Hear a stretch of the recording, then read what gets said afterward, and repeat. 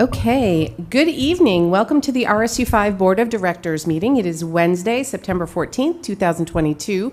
We are back in the Freeport High School cafeteria. Welcome back. I hope everyone had a wonderful, restful, or active summer, whatever your choice was. We have a couple of board members who are still on their way here. Susanna and Jill will be joining us. Maura is out of town on business. We wanted to welcome our newest member, Kara Kaikini, who is graciously offered to fill in through the November election. For one of our for Zune Win, who unfortunately moved last year, but Kara is going to be a wonderful addition to the board. So welcome. Thank you for volunteering, and we'll get started with the Pledge of Allegiance. I pledge allegiance to the flag of the United States of America and to the republic for which it stands, one nation under God, indivisible, with liberty and justice for all.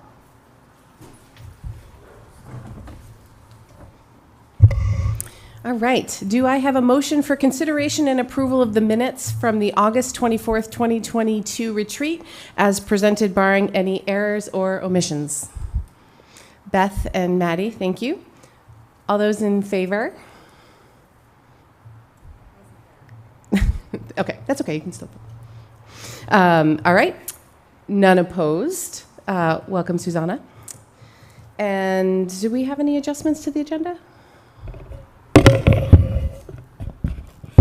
I do have an adjustment this evening under the superintendent's report, item A2, summer professional staff hires and resignations. I have a couple more to add to that list when we get there. Okay. Although I guess I should say welcome to our new superintendent as well. We all got to see you at the retreat, but you haven't had the joy of being on television yet, so welcome. I'm sure you'll tell us how it's going so far when we get to your report. But first we're going to start with good news and recognition, and we have a report from our student representative, Piper Williams. Thank you. So as you guys know, the school year just started up. We actually had picture day today, and last night was our open house for the high school. We set the homecoming dance for September 24th at 7:30 to 10:30. The games will be Friday and Saturday, and Spirit Week has not been announced yet. We also that week will have Ella Bean trips, which are returning after COVID. Students will have the choice to go kayaking, do archery, go paddle boarding, go on the ropes course, or learn how to fly fish. For sports, boys soccer beat Lake Region last night. Girls soccer plays Lake Region tonight at Lake Region. Field hockey plays Friday at Greeley. There's a cross-country meet this Friday as well at Poland. Golf came in first in the match this week, and football has a game this Saturday. We also have partnered with Central Maine Community College to add computer programming as a dual enrollment course. This means that all students will receive college credit if they pass the course. This will now be our third dual enrollment course at the high school. Thank you. Thank you, Piper. All right, so we will move on to our first of two public comments periods we have on the agenda. If anyone would like to speak, we just ask that you come up to the mic, share your name, where you're from, and comments are allowed for 3 minutes each, not in total. Good evening. Sorry. My name is Ryan McGee. I'm a resident of Durham. I have a daughter that currently goes to Durham Community School. I'd like to start off, first of all, just saying what a great school that we have in Durham school system. I have two other children that graduated from Freeport High School. They've got an outstanding education, went on to college, thrived, did a great job. I'm very supportive of this school system and what the board's doing. I came today just to basically talk about the ALICE training that has come forward with the school into the school systems. I'm a huge proponent for it. I think empowering our students and giving them options is extremely important in this day and age. Back when we all went to school, we didn't deal with what kids deal with today. So I basically just wanted to come today and explain. I can't get into my whole job, and because I'm not here under that. Some of you probably know me. I'm a chief of police at another agency. I have 22 years of law enforcement experience. I'm also the interim town manager for the last 9 months, so I've been pretty busy. But I thought it was very important to come down and just put this out there. I'm pretty proud of what Freeport Police Department's doing as well, trying to work with the schools, the school resource officers being in the schools. But I also wanted to put that out there tonight that I'd really want to see Alice, the program in our schools. It's very good for the children. We've implemented it in our schools in Lisbon. We're getting to the point where we're implementing it with we haven't got to the students yet. We're doing all the staff first. That's important. I would strongly encourage everybody in this room to attend those trainings. You are staff as well, to learn about the program and learn how much it can do to empower your kids to make good decisions and have options. Heaven forbid that situation ever happens. We always prepare as in the police departments, prepare for the unknowns and the unexpecteds. And I can say this is age-based information that's given to the children. So we're not going to do the same thing we do with kindergartners that we do with children that are in high school. It's all age-based, and that's important to know. There's a lot of great resources out there. I reached out to the Freeport chief, talked a little bit with him, and I just offer to everybody here before shutting the program down. I've heard concerns from certain people that with everything with COVID and whatnot, it can be difficult for kids to have to talk about certain situations. And I'll just leave it with, I was looking for it earlier and I was going to try emailing it, but I had just found it. There are actually some recent studies that have been done. The last one that was done said, while some fear that exposure to these protocols may have an emotional or psychological impact on students, 85% of the students in this study reported feeling no change in the feelings of safety and actually felt more prepared, more confident, and safer after completing the training. If anybody would like to look that up, that was Cheryl Johnson, Melissa Moon, and Brooke Galopsy. It was during the year 2020 study. And the title of the study was Are Students Scared or Prepared? And they're psychologists. So I just going to leave it with that. It's a great resource. There's a lot of resources out there. As a parent, I thought it was important just to come down, speak to everybody tonight, let them know how I felt, and just basically express that. So thank you for your time. Have a good night. Thank you, Ryan.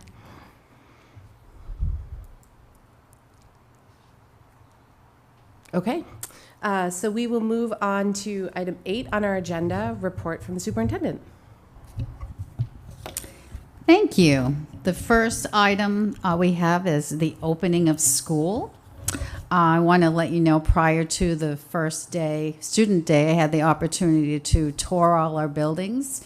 And I just want to do a shout out to our custodians who have done a phenomenal job preparing our buildings prior to the start of school.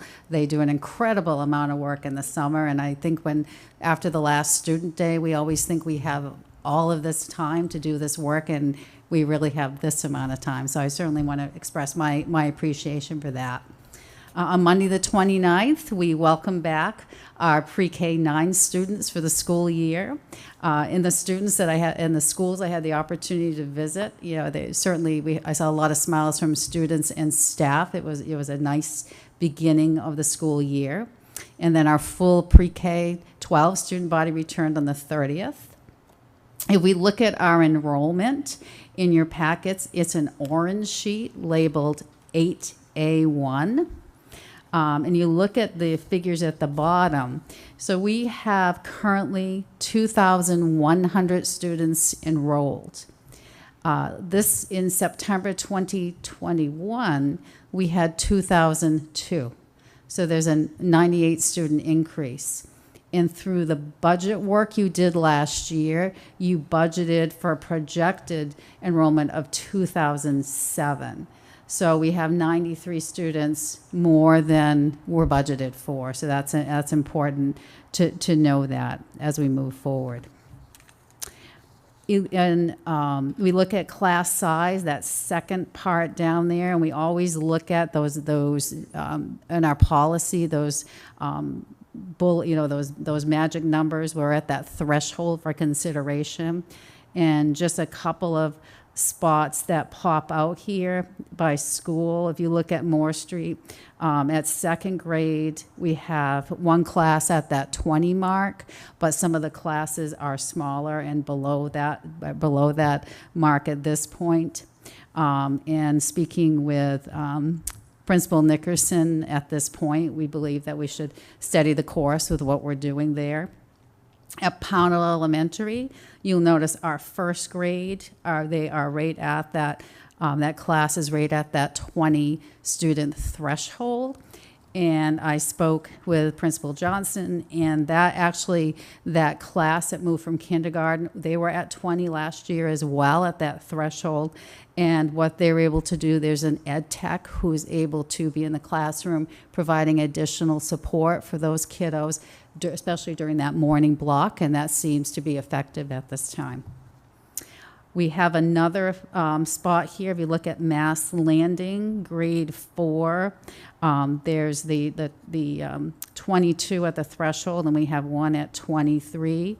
Again, speaking with Principal Grimm, we think it's best at this point to study the course with what we're doing for those students. Knowing that enrollment, we're third week into school now, but it's still that fluctuation of some kiddos that may be moving out or moving in. But certainly I wanted the board to be aware of that. In terms of our new Mainers, it's important for the board to know in June we had 70 new Mainers enrolled. Currently we have 66. Of those new Mainers that are enrolled, 38 of those students are brand new enrollments for us. So that's a factor. We had some turnover. As you recall, lots of those students were moved to Saco. But the total number of multilingual learners in the district is 79 right now. So those are students, not new Mainers, but also may require some services from our ESOL teachers. And that obviously the majority of those kiddos are in Freeport because there are new Mainers, but there are multilingual learners in all schools in the district that we're supporting. That's the end of opening of schools, but certainly if there are any questions about that the board has, I'd be happy to answer at this time. Jen. Just as far as the enrollment's concerned, the areas that you spoke about that were kind of on the fence. So I'm wondering how the new Mainers, that those numbers are distributed, just because it would seem that if there were a lot of new Mainers in some of those higher numbered classes, that it would be a little bit more concerning, just because of, I'm sure the level of need is higher. And if there's what kind of support, if we do have groups of new Mainers in those classes, if there's extra support in any of those classes. I know you mentioned there was an ed tech at Pownell, but the Mass Landing 4th grade and the Moore Street 2nd grade, I'm wondering if that's a factor. And I don't have that data of where those kids are placed right now, but also knowing that some of that work is done with our ESOL staff as well to support those students. But I can certainly find out that information if you'd like it broken down. No, I guess what I don't understand is that how it works with the ESOL. Like, is that person in the classroom more, I'm assuming, and not, the students aren't being pulled out, or? It depends. Okay. It depends on, each student is required to have what we call, is called a LOW plan, where you're actually developing a plan for what that student will need. And some students need more support than other students, and sometimes that person may be pulling kids out for some group work, really depending on the need. Okay, thank you. Vale. Thank you so much. Question about the enrollment too. In particular for the 4th grade at Mass Landing School, are there any ed techs supporting those 4 teachers at the moment? I'm going to look at Principal Grimm, if you would answer that. Meaning additional above and beyond what they normally would get with a regular size Currently, classroom. there's no additional staffing, just the 4 homeroom teachers. And in, Jen, to answer your question, there are 5 new Mainers in that cohort that are 6 technically enrolled, but it's about to be 5 split across 2 classrooms, so 3 and 3 or 2 and 3. Okay. And at what point do we consider adding a teacher? Because as you said, the enrollment is still fluctuating. And because there are 4 classes there, it's likely that if there are more entrants into that classroom, that would be a prime candidate for adding another teacher. And do we have the funds if it becomes necessary, if more 4th graders enroll at Mass Landing School? So by policy, you have some options for that as well. And part of it is in considering adding a teacher. Part of it is considering some ed tech support, or part of it is doing nothing. And I think we rely heavily on Emily and the Mass Landing staff, because the tricky part is we're already 3 weeks into school, and what's really hard at this is when you add a teacher, who goes? When they have already made a connection with their teacher, and sometimes to solve one problem, you've created another. The other issue we have at Mass Landing, there's no space for an additional teacher. So that makes really our hands get tied on that. It's tricky. And are we still having a really, really hard time finding ed techs? Is that why we're not? Yes, and I'm gonna talk about that need. Okay. Overall, I'll give you a picture of where we're at and how Okay. many we're down, Thank you. which is a lot, unfortunately. So I have a question, which is probably not fair to ask you since you didn't create the budget for the projected numbers. And so maybe I'll look to the other board members to see if you guys recall. I'm guessing our budgeted 2022 numbers didn't take into account our new Mainers that joined us towards the end of last year. Does that sound familiar? Okay. No, I recall that we didn't account for them. And we're in the still same 93 numbers- over? Yeah. Yes. So these are not new Mainers that we're adding, correct? Because we did account for the new Mainers, and they're fewer now than they were in June. Yeah, but the budget was done in before January. So, I mean, I don't know if we revisited those numbers and upped them. I know we went and added the ESOL teacher later in the budget year, but I don't think we changed our projections. Maybe Cynthia remembers. I'm just going to put her on the spot. No? Okay.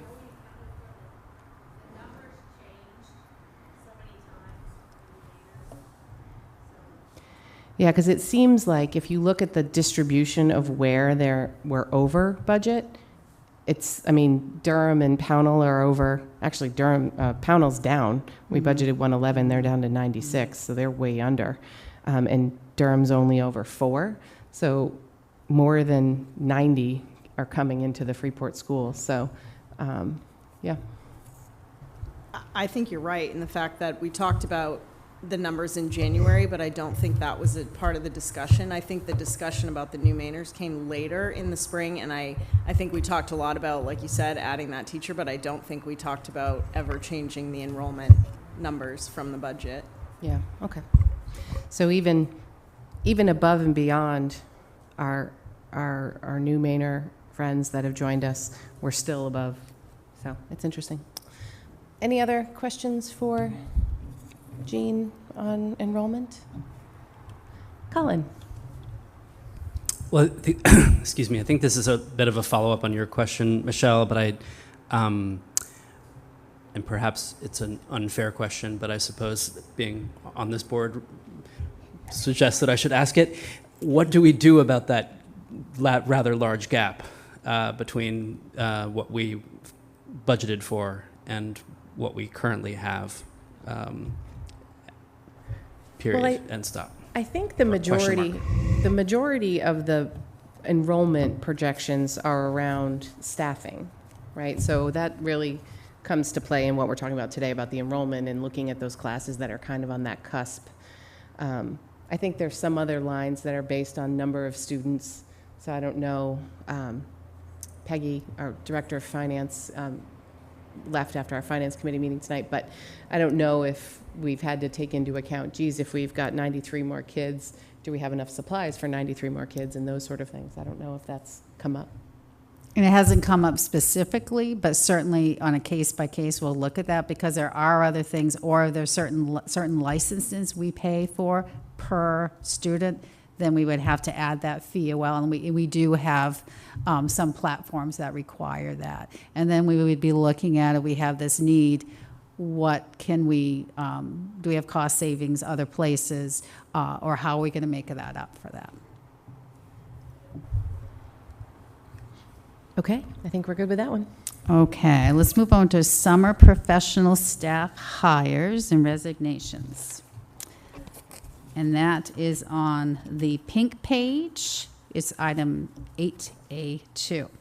So I do, as I mentioned earlier, in addition to these lists, I do have a new hire that was hired, and that's Rodrigo Palacio. He is a current Spanish teacher with us, but he has been hired for a .4 ESOL teacher and working at Freeport Middle School. And if you recall at our the board retreat meeting that the board voted to add an additional teacher. We're still looking for that .6. We have some potential leads on that, and Dr. Sellers has worked with our principal team and really thinking when we bring that person on where would the needs be for that. But he certainly, we're happy to welcome him on to help Freeport Middle School.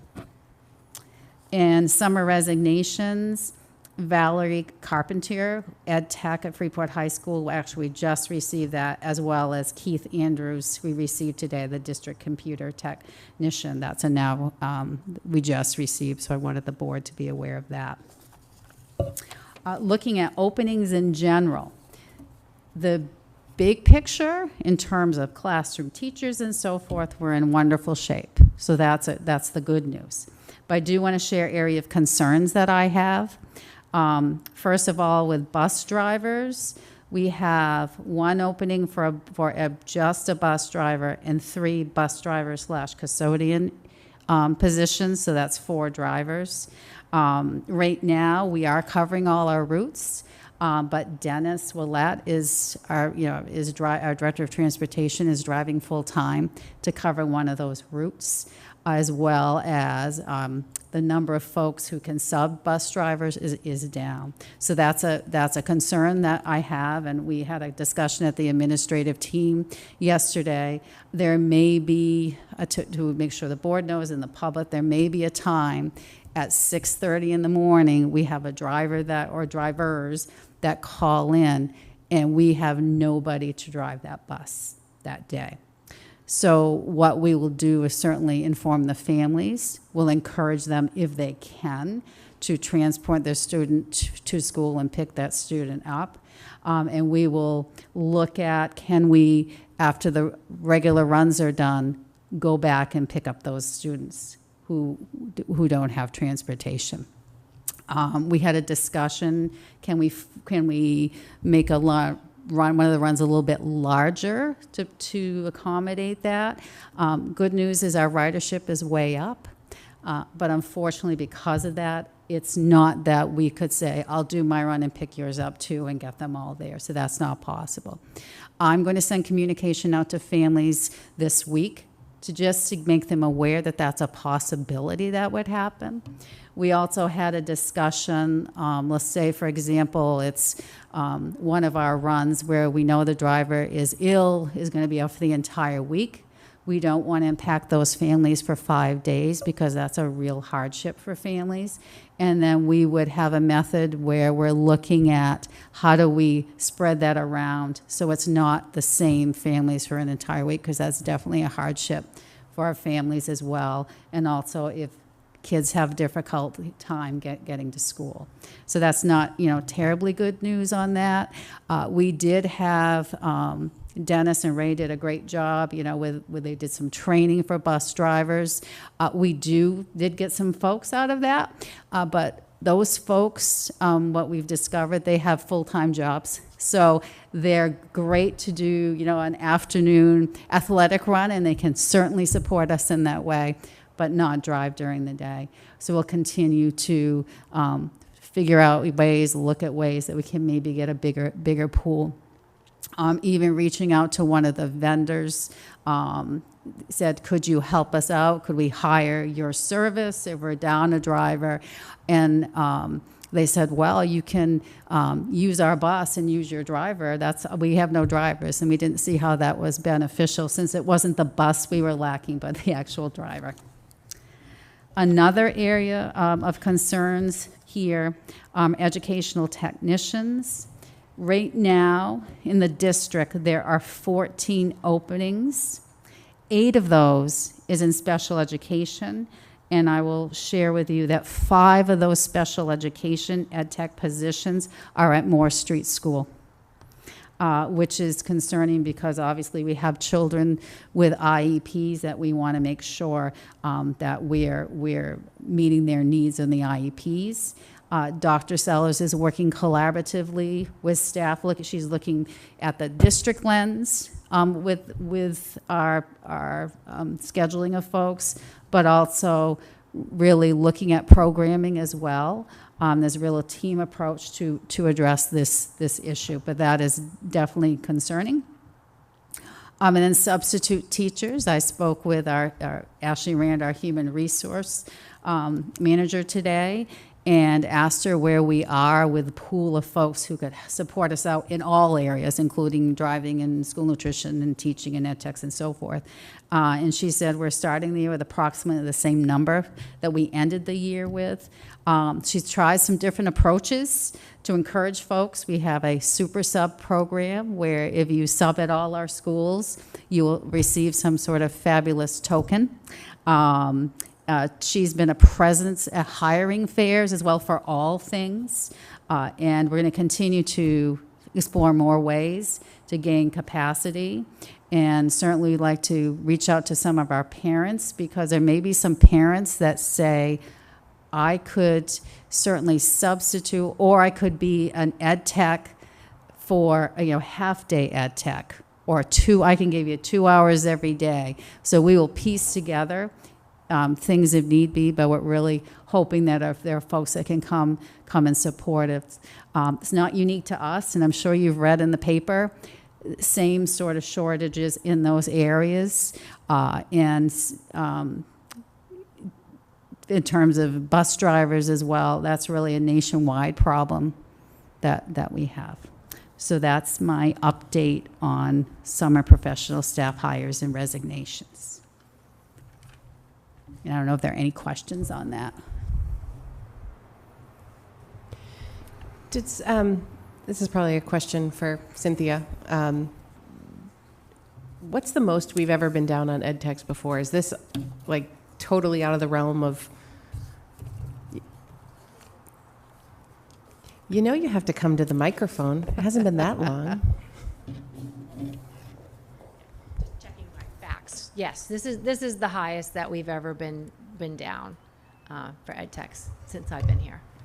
Like, usually we're 2 or 3, and this year we're 14, or? Yeah, that's about right, would you say? Yeah, that's pretty good. Thank you. Okay. Yeah. And this is not just us. This is not just us. Across the state, country. Wally. Thank you. So regarding the ed techs that are specific to special ed students who have IEPs, and legally we are required to provide the services, what happens if we can't? Could I invite Dr. Sellers? And I know you all haven't officially had a face-to-face with Dr. Sellers. She's our new Director of Instructional Support. If you would address that question, thank please. you. Good evening, everyone. So, it depends on what's written in the student's IEP. So some students have written adult support as needed. We have staff in place. We have some staff from other schools helping to provide coverage at Moore Street to make sure that the services that are actually mandated in the IEP are in place. We do have some services that have not yet commenced.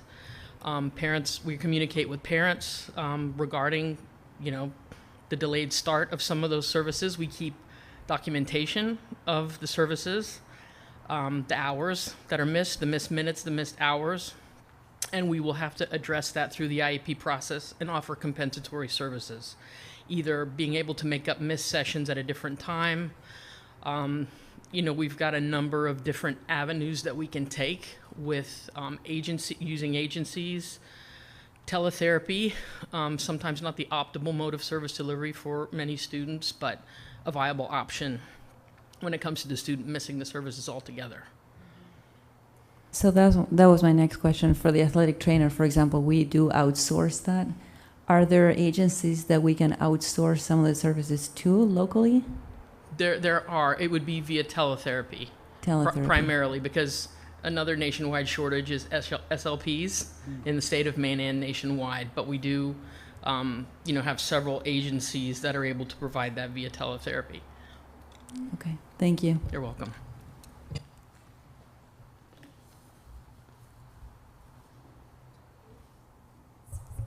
Maybe a question? Sure. I'll just bring you right back, Dr. Sellers.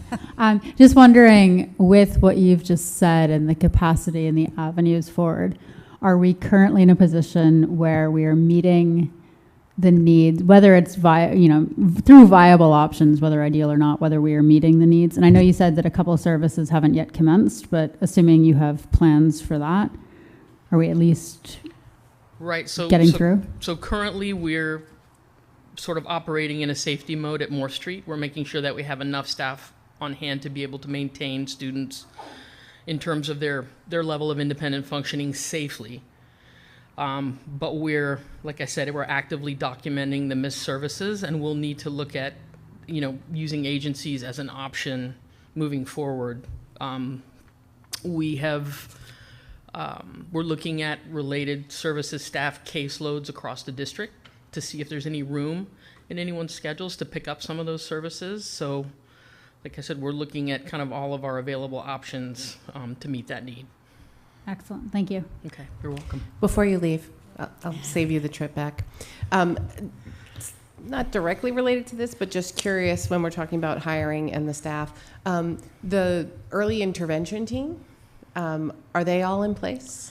So the early intervention team is in place. We have utilized the early intervention team to provide some of that staff coverage at Moore Street. So we were able to return them, actually not return them to, but allow them to kind of commence their role this past Monday. We did pull them back again later this week in order to support Moore Street. So they've started. We have a number of referrals coming in from Child Development Services, so they have started that work, but they're really kind of almost serving a dual purpose, helping to support at Moore Street to make sure that we can maintain safety, and then also, implementing their roles as part of the early intervention team. Okay, great. Thank you. You're welcome. Polly. Oh, don't go anywhere, Dr. June. Sellers. Sorry. Sorry, this is your first board meeting. We make you run a lot. Hopefully you wear like a pedometer. No, I love it. So one more question. How does our pay compare to not other districts, because we compare with them before we set our rates, but to agencies that are non-districts? Do people make a lot more money when they work for an agency? Are they staffed, or are they seeing the same problem that we're seeing? Is there anything we can resolve with increasing pay? I don't know. I'd have to do a little research to really thoroughly answer that question. I know there are a number of perks to working for an agency because people are working remotely. They're able to work from home. There's a great deal of flexibility, and that's been very attractive to a lot of related services staff. We actually have not only speech and language services, but OT and PT also delivered via teletherapy. So in terms of the pay, like I said, I'd have to come back with some comparisons in terms of, a full-time district position versus a contract. I believe they're independent. Many of them are independent contractors when they work for an agency. So I'd have to come back to you with that. But there are a number of perks to, working from home.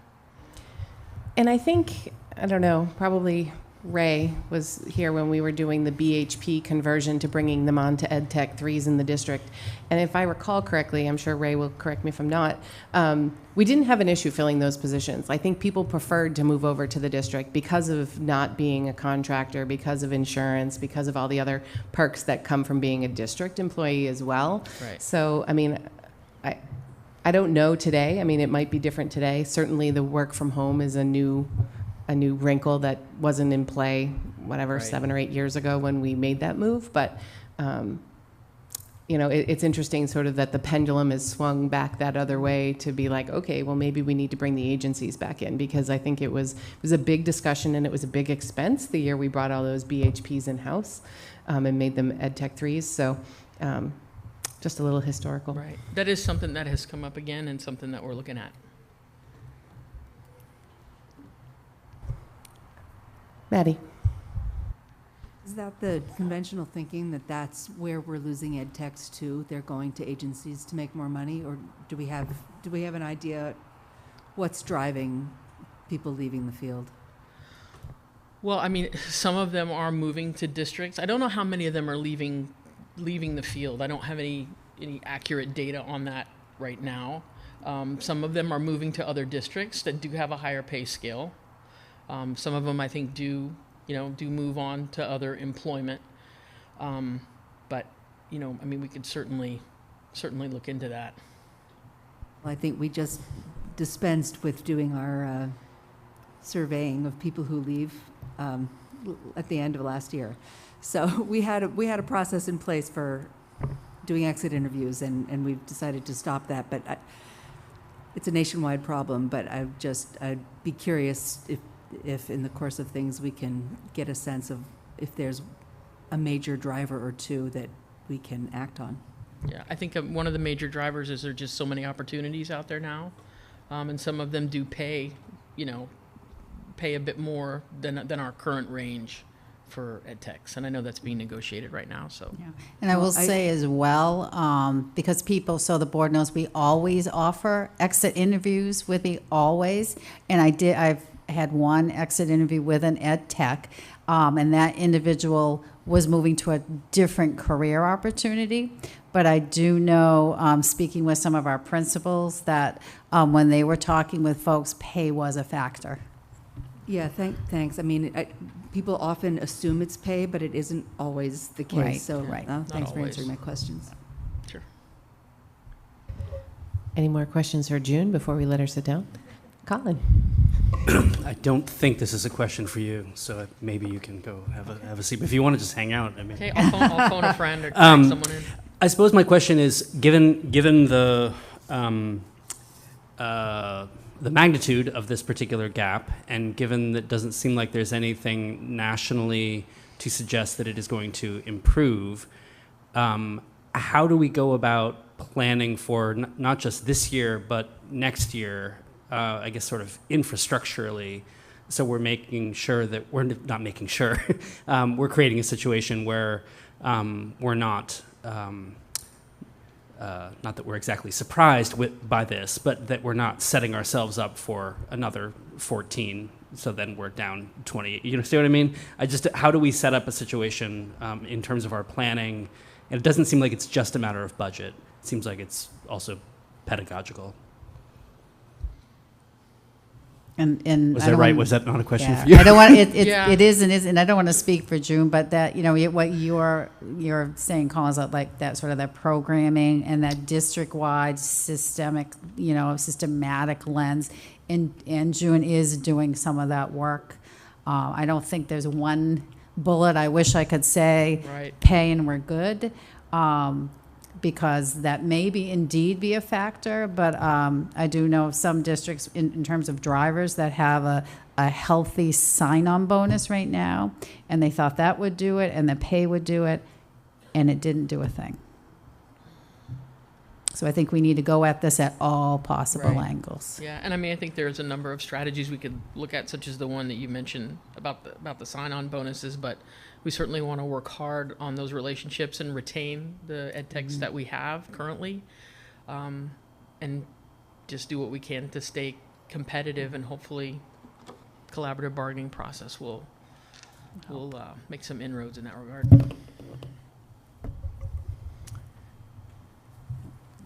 Okay, you can go. Okay. Oh, no, you can't. Sorry. Maddie? Not a question. I just want to give you a thank you for that, a shout out for that mention of the relationship piece and retention, because you're singing my tune. Okay, you bet. Thank you. Oh, Valley. Sorry, last question. I don't know how many people in the community know that we are struggling so much with hires. So to the extent that we can leverage communication networks within our communities, I think we really need to get on that and I try think- to spread the word. Because I there are a think lot there- of people who are retired, and if they knew how badly we're, how much we need their help, they may step up. I mean, there are even retired people who are bus drivers who used to drive buses, and they could just step in maybe when we do have that ill call or that last minute call that someone can show up. So, I mean, for myself, I'm happy to just pass information along to my network. I'm sure we all have our networks, and I think it's time to do it. We actually had, to your point, that we actually had a retired bus driver that is now on our sub list because of that need. And in communication, a couple things that I'm planning for this week is to the community, again, to get some information out to our community. But I do have a call, the Times Record. I'm going to speak to the Times Record on Friday. That's just another, because they're talking to all districts, but I'm certain I'm going to put in a big plug for us and what our needs are. So I think anything we can do to spread it out there. And I know, speaking with Ashley Rand from Human Resources today, she said even our postings that she's going to be forwarding to the building secretaries to put in their parent communications, because that's just another way that parents, they might not necessarily be looking for a job, or but if it's coming from their school as well, they might know someone that could be a neighbor that could help us. Piper. I'd just like to speak to Valley's point as well. I know that for athletics, we had a lot of trouble with bus driver shortages, and when the parents were aware of that and people couldn't make it to games, a lot of parents did the training so they could then take their kids to games. So I think if we reach out to families and friends of students in the community, it could be helpful to get a push. And also, if we reached out to schools, because I know like universities in the area, you can be an ed tech if you're in the educational program. So if we talk to nearby schools like CMCC or SMCC or USM, we might be able to pull subs from that area. Just an idea. It's a great idea. Jill. Hi. When is there the support staff and contract up for negotiation? This year. So thinking about being creative, is that something we need to talk about when we're negotiating those contracts with the language? I would just say that I think we're at that's a critical time to pay attention to that. I agree. Who's on negotiations? Okay. Candy and Maddie, rock stars, we got it. All right. Okay, so we will move on to the school safety presentation. And as the team is setting up for that presentation, it's important, first of all, I think it's important for me to say publicly to the board and to our community members that this district is committed to both the physical safety and the emotional well-being of every student and every staff member. The tragic events that we've seen in schools that children, staff, and families have experienced have really reshaped the way that we think about school safety, the way we think about school security.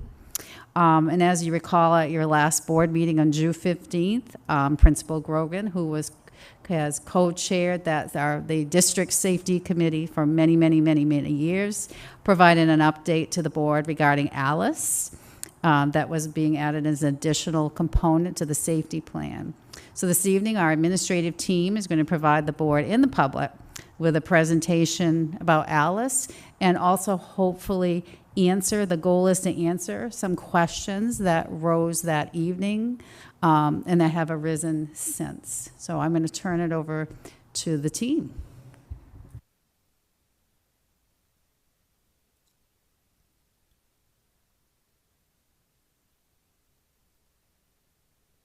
Conversation from all of us principals, because definitely feeling it, and obviously Julie the most with that. So thank you, because that is a huge concern for us. As Jean said, I was here in June to give you a little update on where we were with the safety committee, and now it's a continuation because this summer we did have some more training and more discussions as a district with it. So I'm going to start us through a slideshow talking about where we are with our safety committee, and especially we're talking about responding to critical incidents of violence or intruders or situations like that. As you can see, as a district, we are committed to keeping our students and staff safe. Under the state Maine statute, we are required to have an emergency response plan. Homeland Security recommends a plan similar to Alice that has an options-based approach with that. Why change the existing plan that we have? The previous plan that we have with the kind of the lockdown really dates back to the 1970s. It was actually set up in Los Angeles County when there was gang-related violence outside of the classroom, where they would lock down in the classroom because of the violence on the outside. And just with the evolving nature of violence in schools, it requires us to have different response options present to us. As Jean said, and when I was talking to my teachers, it really saddens me in education that this is where we're at, and this is something we have to talk about, because this is not what any of us got into education for, but it is the reality, and we need to make sure we're the best prepared as possible. Kind of historical context. This was first brought to the Safety Committee in January of 2018. Prior to that, Officer McManus, Dr. Foley, and myself had some conversations with that. The Safety Committee in January of 2018 was presented with the need for a possible active shooter intruder response that's different than a lockdown. At that point in time, we created a subcommittee to research Alice and what other area schools were using for that, present and future. With that, Brunswick at that point in time had already implemented the Alice program. We went and met with some Brunswick administrators and talked to them about their implementation and how that was going. That committee made the recommendation to move forward with Alice, to bring that recommendation back to the full safety committee. In May of 2019, the full safety committee presented to the safety committee, and the determination is that we would bring Alice to the district and start with the administrators, and then they would work on a timeline for the implementation and the process with that. In the fall, in November of 2019, the safety committee determined we were going to create a subcommittee to plan the implementation. We actually didn't get that going until in January. You see, we just set the goal of when it was going to plan and set the first meeting date. The first meeting did not happen before the pandemic started. When the pandemic started, we decided that we were going to put this on hold because we had we had immediate needs to work with what remote learning was looking like, what hybrid learning was looking like, what synchronous, asynchronous was looking like with all of that. So that was placed on hold. In November of 2021, Safety Committee update that implementation process will begin planning with building administrators. In February of this year, we worked with Alice to secure RSU5 as a training site so that our staff was not traveling, to help keep costs down and to allow us to get a number of free sites as well. So Durham was a training site where we had our staff plus staff from around the state come join us for that training. In March of 2022, the administrators determined who would be trained in each building, and we were doing a train the trainer model. So every building had some trained Alice trainers, and then they would help lead that training within the building, with the goal of implementation for the 22-23 school year. In June, we updated the Safety Committee updated the school board at the end of last year. June 21st and 22nd, RSU5 representatives from each building did the Alice training at DCS. In August, the administrators worked on what that plan of training would look like for our staff in August, September, and October. Here are some of the other safety, school violence preventative measures that are, either been put in place or ongoing practices that we are looking to add to and improve on.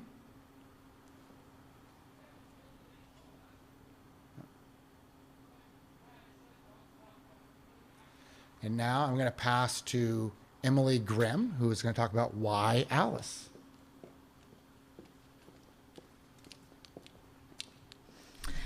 So I approached the training in June, both as a parent, so I have a 7 and 9-year-old at home, and an educator, and I'll be fully transparent. I was a little ambivalent going into it, in part because I had a lot of misunderstanding, and after the 2 days of training, really walked away feeling a deep sense of appreciation, because Alice is really about empowering educators. And I think about all the decisions that we empower educators to make every day in classrooms. And to me, this is just another layer upon that. So there are really kind of 2 buckets that are important to think about within Alice that are different than past practice.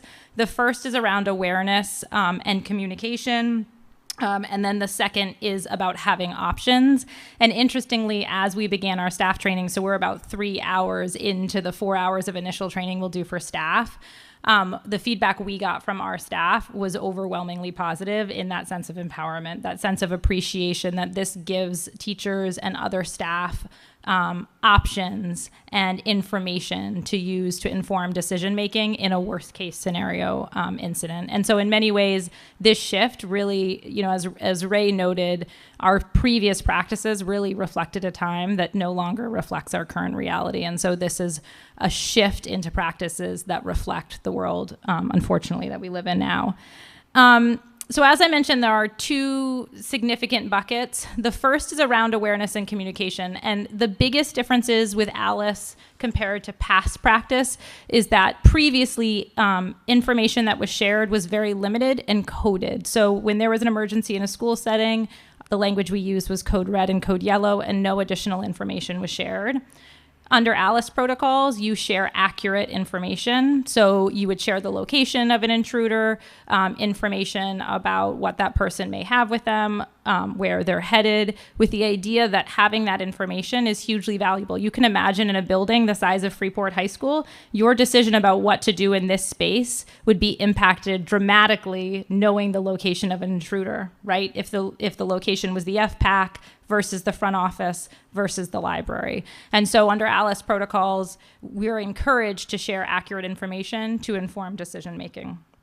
The second piece is around giving people options, and this goes to that empowerment piece. And so kind of the gold standard, the goal is ultimately to evacuate. So rather than sitting, and those of us who are in the training, the language used is like, sometimes you feel like a lame duck, right? When you're going through these drills, this idea that you're expected to sit when you know something horrible is going to happen, that now the goal ultimately is to get kids and adults out, and to buy time in order to keep people safe before police are able to arrive. So one option is evacuate. The other option is to lock down, as we've done in the past, although some things look slightly different about that than in the past, but you have the option to stay put and to barricade in classrooms. And then the third, which I think is most misunderstood, is counter, which people often allude to as fighting back, and it's not what it is. So countering is really about creating distraction and trying to interrupt the thinking of whoever may be trying to create harm. And that looks a lot of different ways. It's also not a strategy while we train all our staff in ways we could distract an intruder.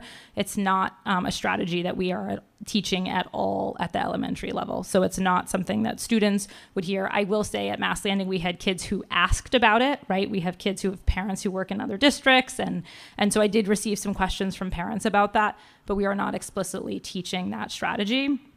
I think so Holly Johnson shared an example yesterday as we were talking about being in a situation in another school in which the school was locked down for 2.5 hours only under code red. So you can imagine being in lockdown with no information for 2.5 hours, and this prevents that from happening. So it gives people information so they can make an informed choice in the aim to keep themselves and, most importantly, the kids in our care safe.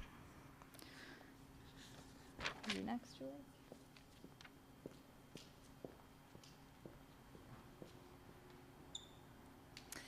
So I'm going to start talking about how we're approaching this with students. So, you know, at the pre-K-5 level, I feel like of the district principals, I have most of the youngest learners in my school. And, you know, I take this responsibility super heavily to make sure that when we approach these topics that we're protecting kids from too much information. I don't believe that little children need to know horrible things too soon.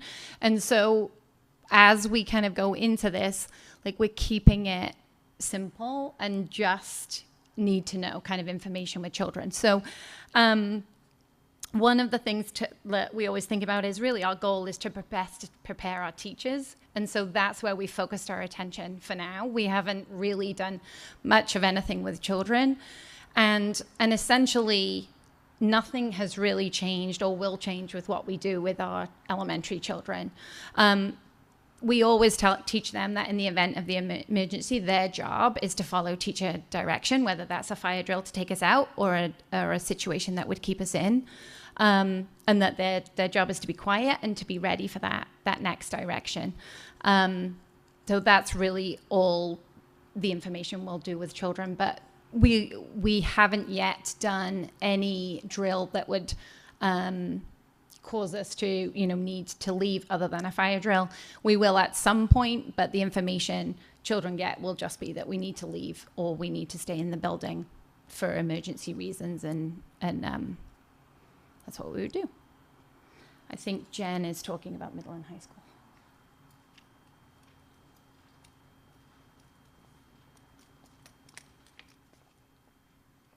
Good evening, everybody. Jen Golko from the high school. So I just wanted to talk a little bit about how we are approaching this with our middle and high school students, because as the other members of my team have said, that we are approaching this differently dependent on the age of the students that are in front of us. And so, as always, both our middle and high school students are going to be trained to follow their teacher's directions, which is what happens in a current emergency, as well as them being familiar with the protocols that we use.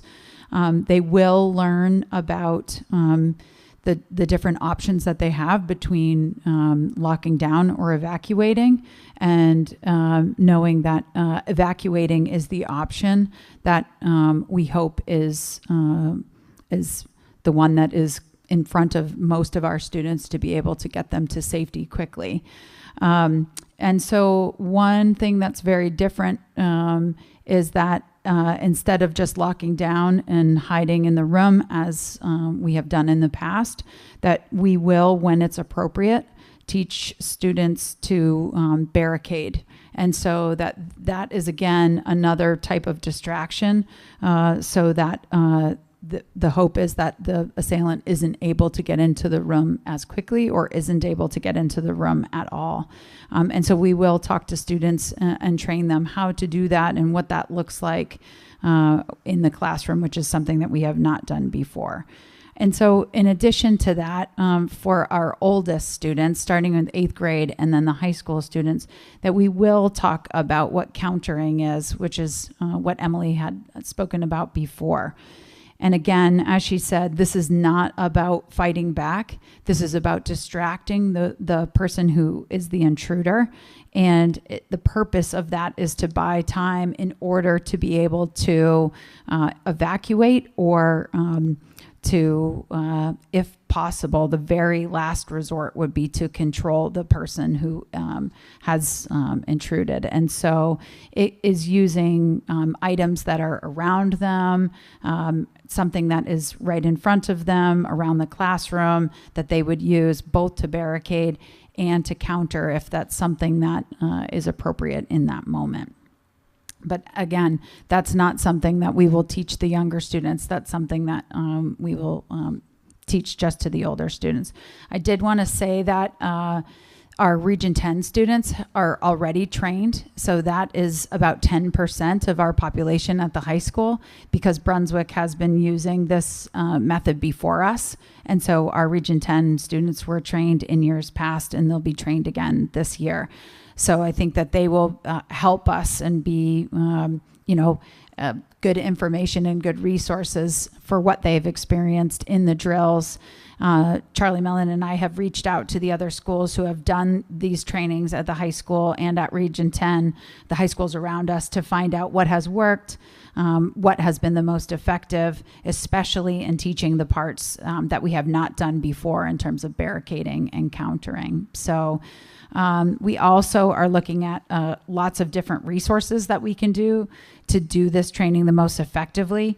A parent actually shared with us that the National Association of School Psychologists has come out with some resources to help think through what's the best way to train students at all levels, including the high school students who will have more extensive training. We also have not started with our students. As I said, the Region 10 students have already started, but we have not started at the high school because we are starting with our staff. So just to tell you a little bit about where we stand right now with our staff training. So representatives from all the schools attended the Train the Trainer model that was during the summer. All of the administrators are trained as well. Our SRO, Officer Marshall, was trained as well. And then we began right away in those first PLD days in August. And so all staff in all of the schools received 2 hours of training in those first 2 days. And then staff have already had at least 2 hours of additional training in the month of September. We have 2.5 hours at the high school, knowing that we're talking a little bit more in detail about some of the practices that pertain just to the older students.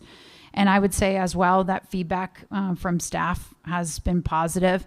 And you can imagine that sometimes teenagers push back on the things that we say. And in the past, they have struggled with lockdown. And I've had lots of questions. We did a drill once in the cafeteria where we took all of the students, and this cafeteria fits 300 students, and we tried to hide them in the 2 rooms that are behind us. And you can imagine how effective that was, and B, how many students were like, why wouldn't we run out the doors that are right here? And it was a hard question to answer. That was years ago. That we haven't even practiced that drill here in the cafeteria.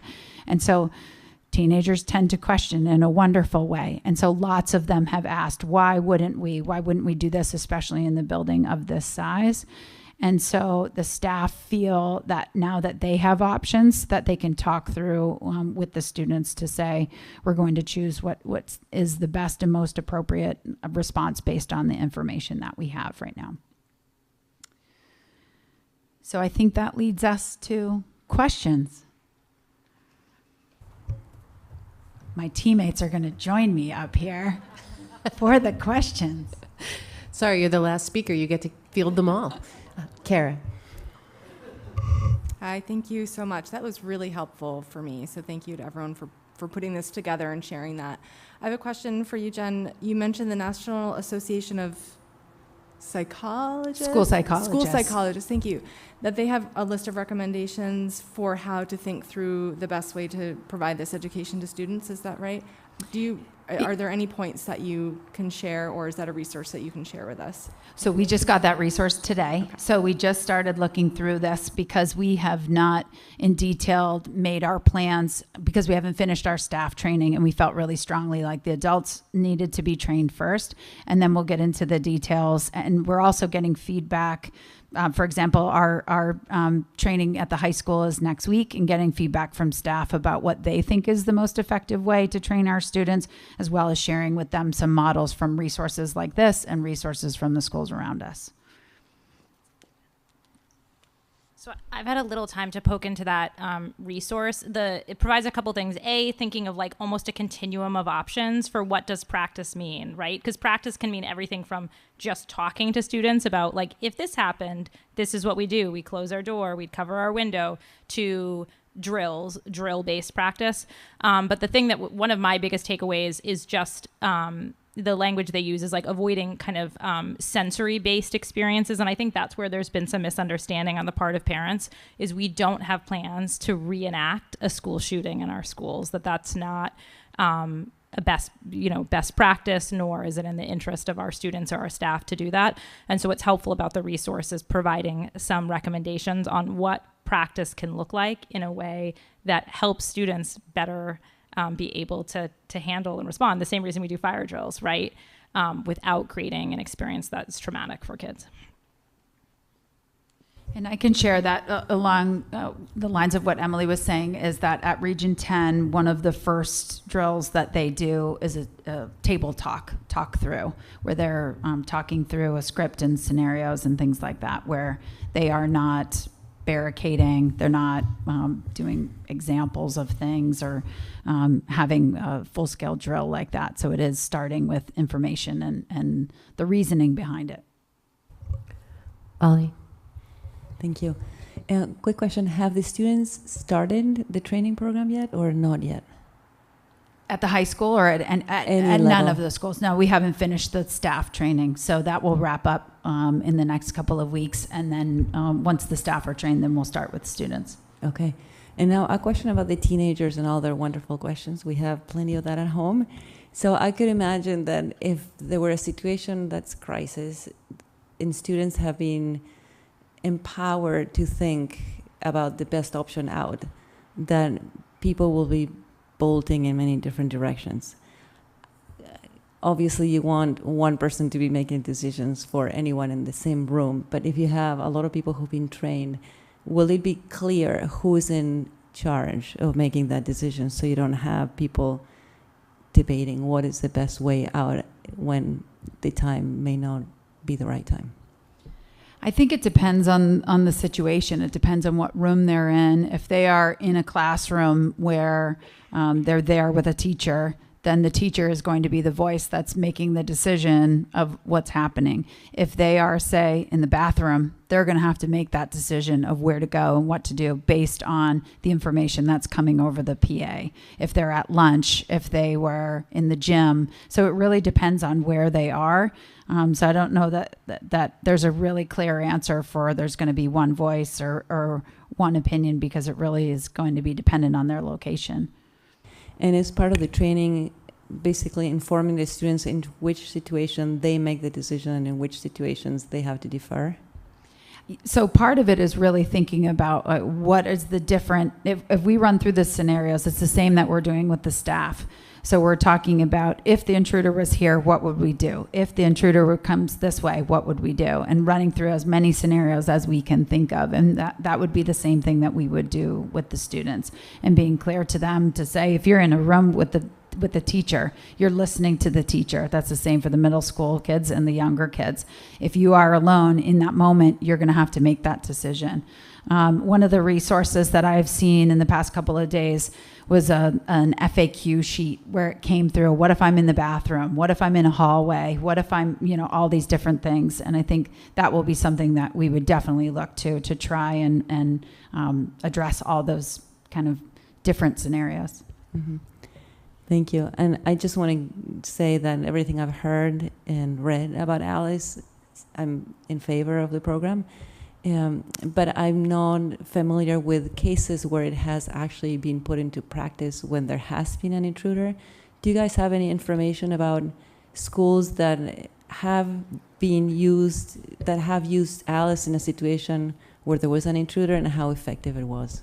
Hi there, I'm Malcolm Marshall. I'm the school resource officer for the district. So the main example that we give when it comes to explaining Alice and why we've switched to it is Virginia Tech. Virginia Tech, it was a hallway of 6 classrooms. 3 of them used the current or the previous practice in place in terms of what they consider the passive lockdown. You shut the door, you go and hide in the corner away from the doors. Those classrooms had exponentially higher casualty rates. One of the classrooms, actually, the person went in first. Then when he left, they were able to barricade the door from there. He did not get back in after that. Another classroom was able to completely barricade the door. No one was injured whatsoever. There was a third classroom where 2 people barricaded the door while the rest actually evacuated out of the second floor window. There was maybe a couple of sprained ankles and wrists, but for the large part, the majority of those people survived when they shifted to that options-based approach, as opposed to the other classrooms that went to more of the passive approach. I know Alice gives many examples of people who they've gone through the training in schools, and in their personal lives, they were in a mall or somewhere else in that setting and were able to fall back on that training and utilize that in the moment when they weren't necessarily in a school, but there is that approach that they were able to use. But Virginia Tech is kind of the model that we show in terms of how we feel that this is the most effective for that options-based approach.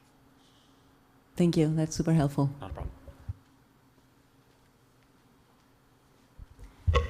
I just have a question, I guess, regarding the older students. And I know, Jen, you were talking about starting with the information. Obviously, that's the place you start.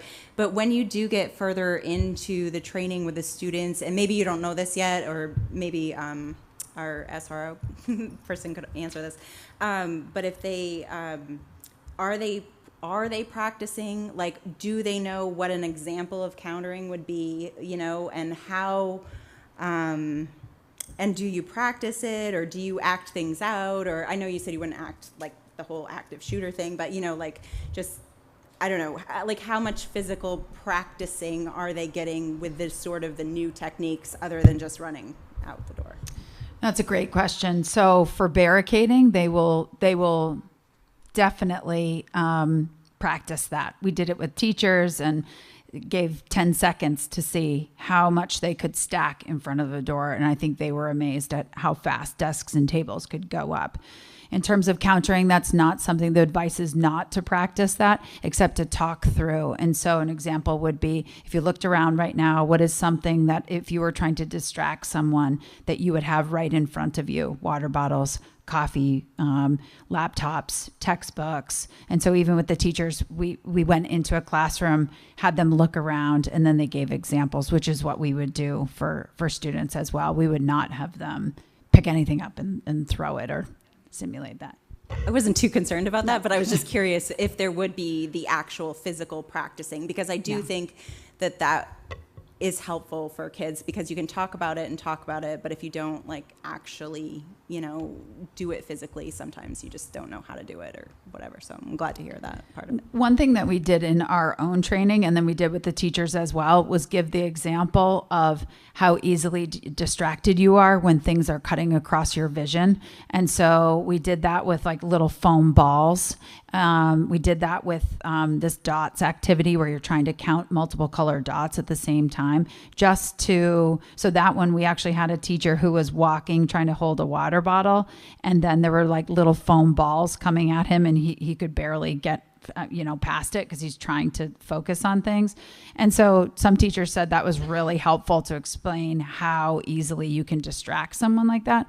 So I don't know if we would do something like that with students, but it certainly was helpful for our training. But that would be the extent of it.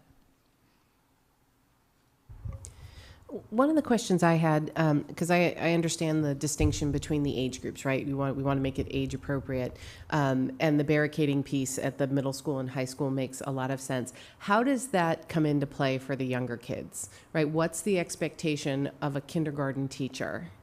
Would they do it themselves? It sounds like it's not something they would necessarily talk about with the kids, but it sounds like it's an important component as an option for the teacher. I'm just curious what that looks like. Yeah, so essentially it is the adult who would do that. And, we talked about, there's always a wannabe ed tech in a kindergarten classroom who you might be able to be like, can you grab that chair? Well, everyone else is in another spot. But generally it would be the teacher's responsibility. And we have practiced that, and teachers being able to, what is the easiest way to kind of do this by yourself? And so we've practiced some of, moving tables and things and on what they might do. So. And then don't go too far, Julie, because I'm not sure where we heard it, but the board had heard some feedback that parents were hearing about this already in the first week or two of school, that some of this training had started, or at least discussions had started around it. So I'm a little confused that if we're still training the teachers, was it just the beginning of a conversation? So it was the only thing that has happened in my school is that we've practiced fire drills. We've had a few. And then as part of that conversation is sometimes we'll also have to stay in. That's all we've done. So maybe it was Emily, because I think Emily had said. So in our building, we did something similar. So we did couch this conversation in our conversation about safety, right? To not make it standalone, right? Which is like, we always practice fire drills to start the year. As a reminder, sometimes there are other emergencies where we either leave or we stay. And the bullet points that you saw on the slide were the talking points teachers used, right? The most important thing is to follow instructions. The challenge or opportunity, like as Jen said, you know, adolescents aren't the only ones who ask lots of questions, is in some of those classrooms, there were students who either have parents who are administrators in other districts, or teachers, or just are aware, right? We have kids who come in and ask questions too. When Uvalde happened, kids came and asked questions. So there were some classrooms too that I'm aware of, because parents reached out, where a student asked, like, could we throw something at somebody if they came in? And then teachers navigated those questions as they came up. But to us, since it's not new messaging, the only difference for kids now is sometimes we leave and sometimes we stay. It made sense to start that messaging right from the first week of school.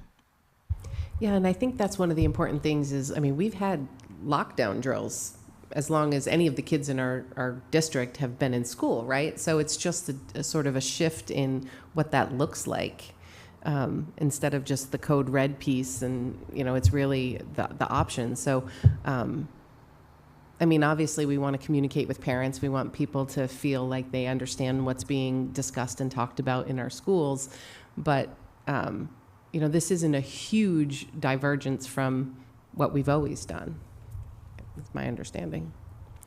Jill. You know, I think we all bring different things to the table as board members, and I really appreciate this presentation, because I strongly believe this is an important piece to bring into our schools, and so I want to see it move forward, and it sounds like there's a really great plan for that in place. You know, I'm a school counselor for my day job. You know, I started out, and I think that first year it was Columbine. I've been in a number of drills and also volunteered for experiences for law enforcement to practice.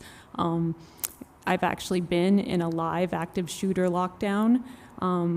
So I've done the beginning part of this training. As an educator, it's really nice to feel empowered because every time you hear of a tragedy, you can't help but think, what would I do, or how would that be? And having been in that situation, when you hear the helicopters overhead and you're in a dark room and you're not supposed to go anywhere, I can't explain to you how stressful that is. So, you know, thinking about students, I trust we have a great administrative team. I think they're going to be very thoughtful about implementing these drills, and it's shown that tonight. So I'm really grateful that we're doing this as a district, because when these incidents happen, law enforcement comes from all over. So I think it's very important that our staff and our students are operating with the same understanding and language and plans, and these law enforcement agencies coming in, we're all on the same page, because people are going to survive it if we all are on the same page. So, I mean, for me, it's personal, because it's something we think about every day. I've also done the threat assessment training that I think more schools are going to be doing. And I think it's important to let parents know, when you look at the data, when you look at the age group K through 12, the safest place your child can be is in a school. And I think we sometimes forget that when we see these images in the media. So I think that's another piece to just stress. I mean, this is the safest place they can be. We want it to be a safe place, so you don't learn well unless you feel safe. So I think that's something to add to our dialogue, is that, you know, we are safe. We strive for that all the time, and I think this is a piece of creating that safe space. Thank you for sharing that, Jill. Maddie. This is a great presentation. Thank you so much. It's just so nice to hear about teachers feeling more empowered, and I have a lot of faith in what you're putting forward. To the point Jill just made, I just a head nod would be great, but I think this point was made in June. Brunswick are one of the area law enforcement that would respond if we had a situation in any of our schools, correct? Therefore, that's one of the reasons why Alice is important, so that we're doing the same thing that other districts are doing, so that law enforcement is dealing with similar situations.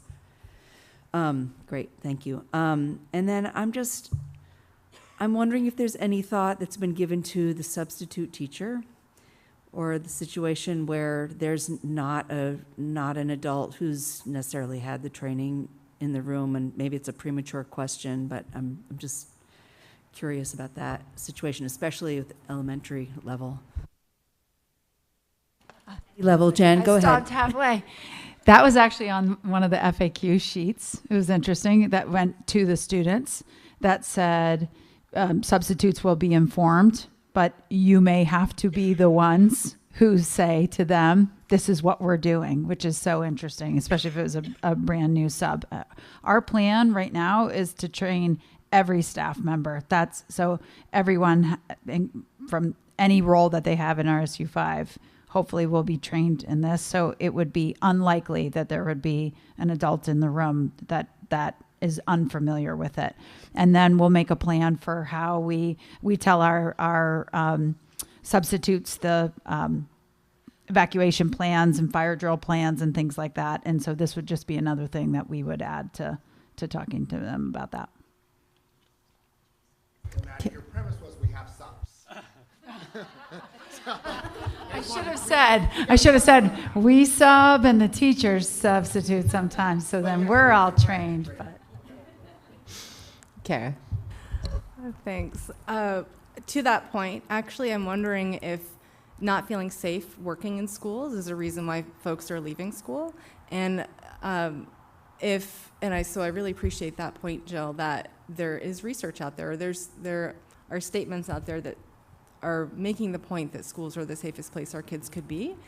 I'm wondering if there's a communication plan in place for what we're doing, what the district is doing around ALICE training for parents, and that might help parents feel better about the safety of their schools, and also maybe consider working in the schools.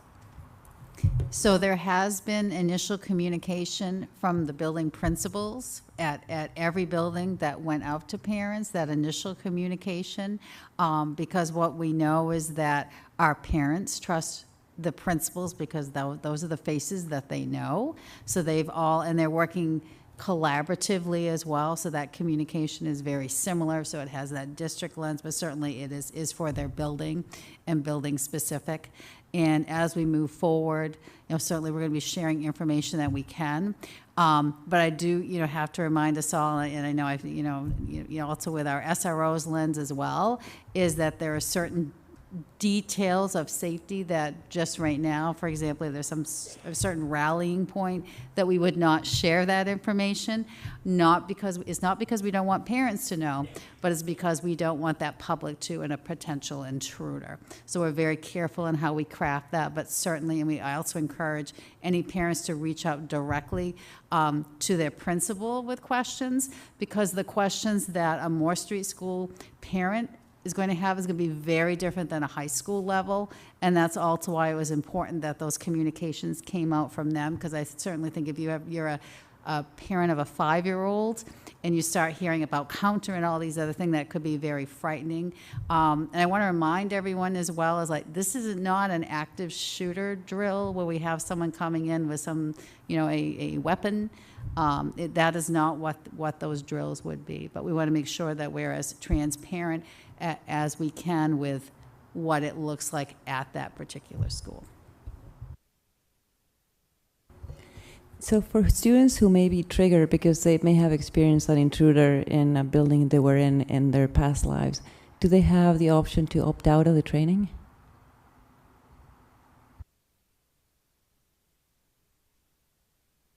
So currently, right now, with fire drills, code reds, we definitely have kids that have anxiety, have past, things that we need to address and deal with. And we look at all of those, individually, just like we do with any learning issue that we have, and make a plan with the parents, the child, and the guidance counselor around it. But like, when we talk about like any content, there's some essential knowledge that everyone has to have. Same in this.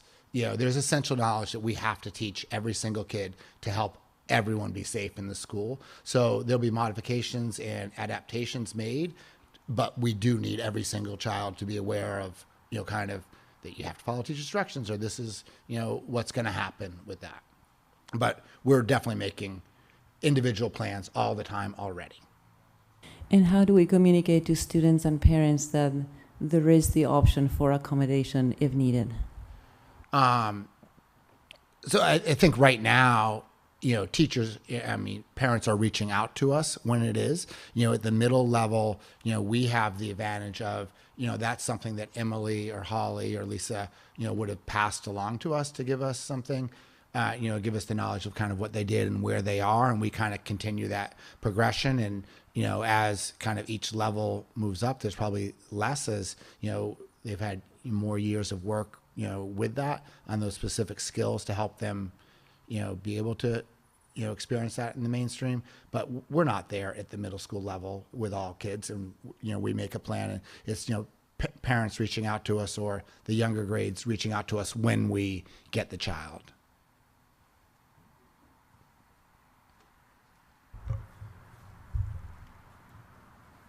Okay. Thank you guys very much. That was really helpful and informative.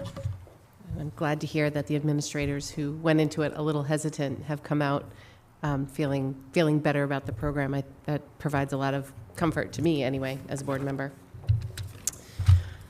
Okay, so we will move on to, we do not have administrator reports. We don't have board comments or committee reports. We don't have policy. So we will move on to 12, unfinished business, the strategic plan review.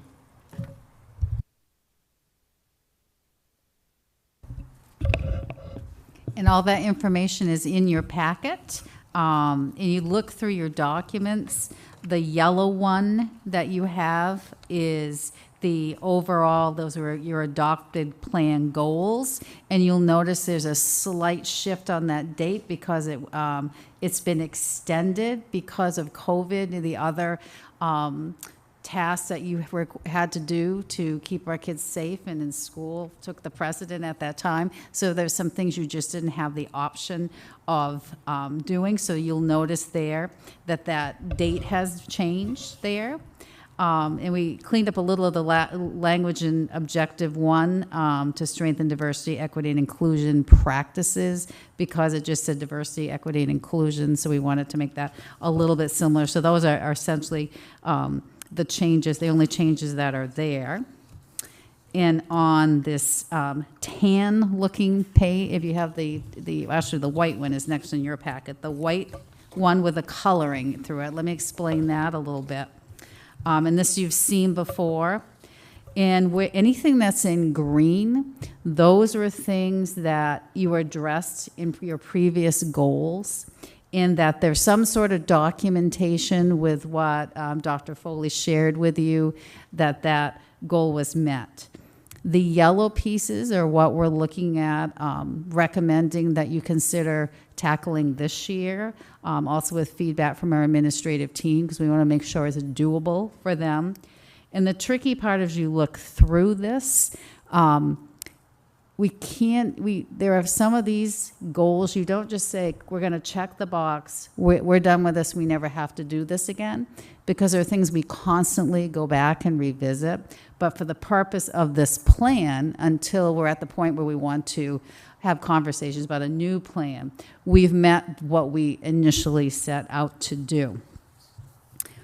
Then on the tannish looking ones, what we did to make it a little more user friendly, and you've seen this before, is pull out those yellow pieces and put it in. This is actually the work plan for this year as well. Then we have the blue sheet. That's a cheat sheet of all those goals that we put in there.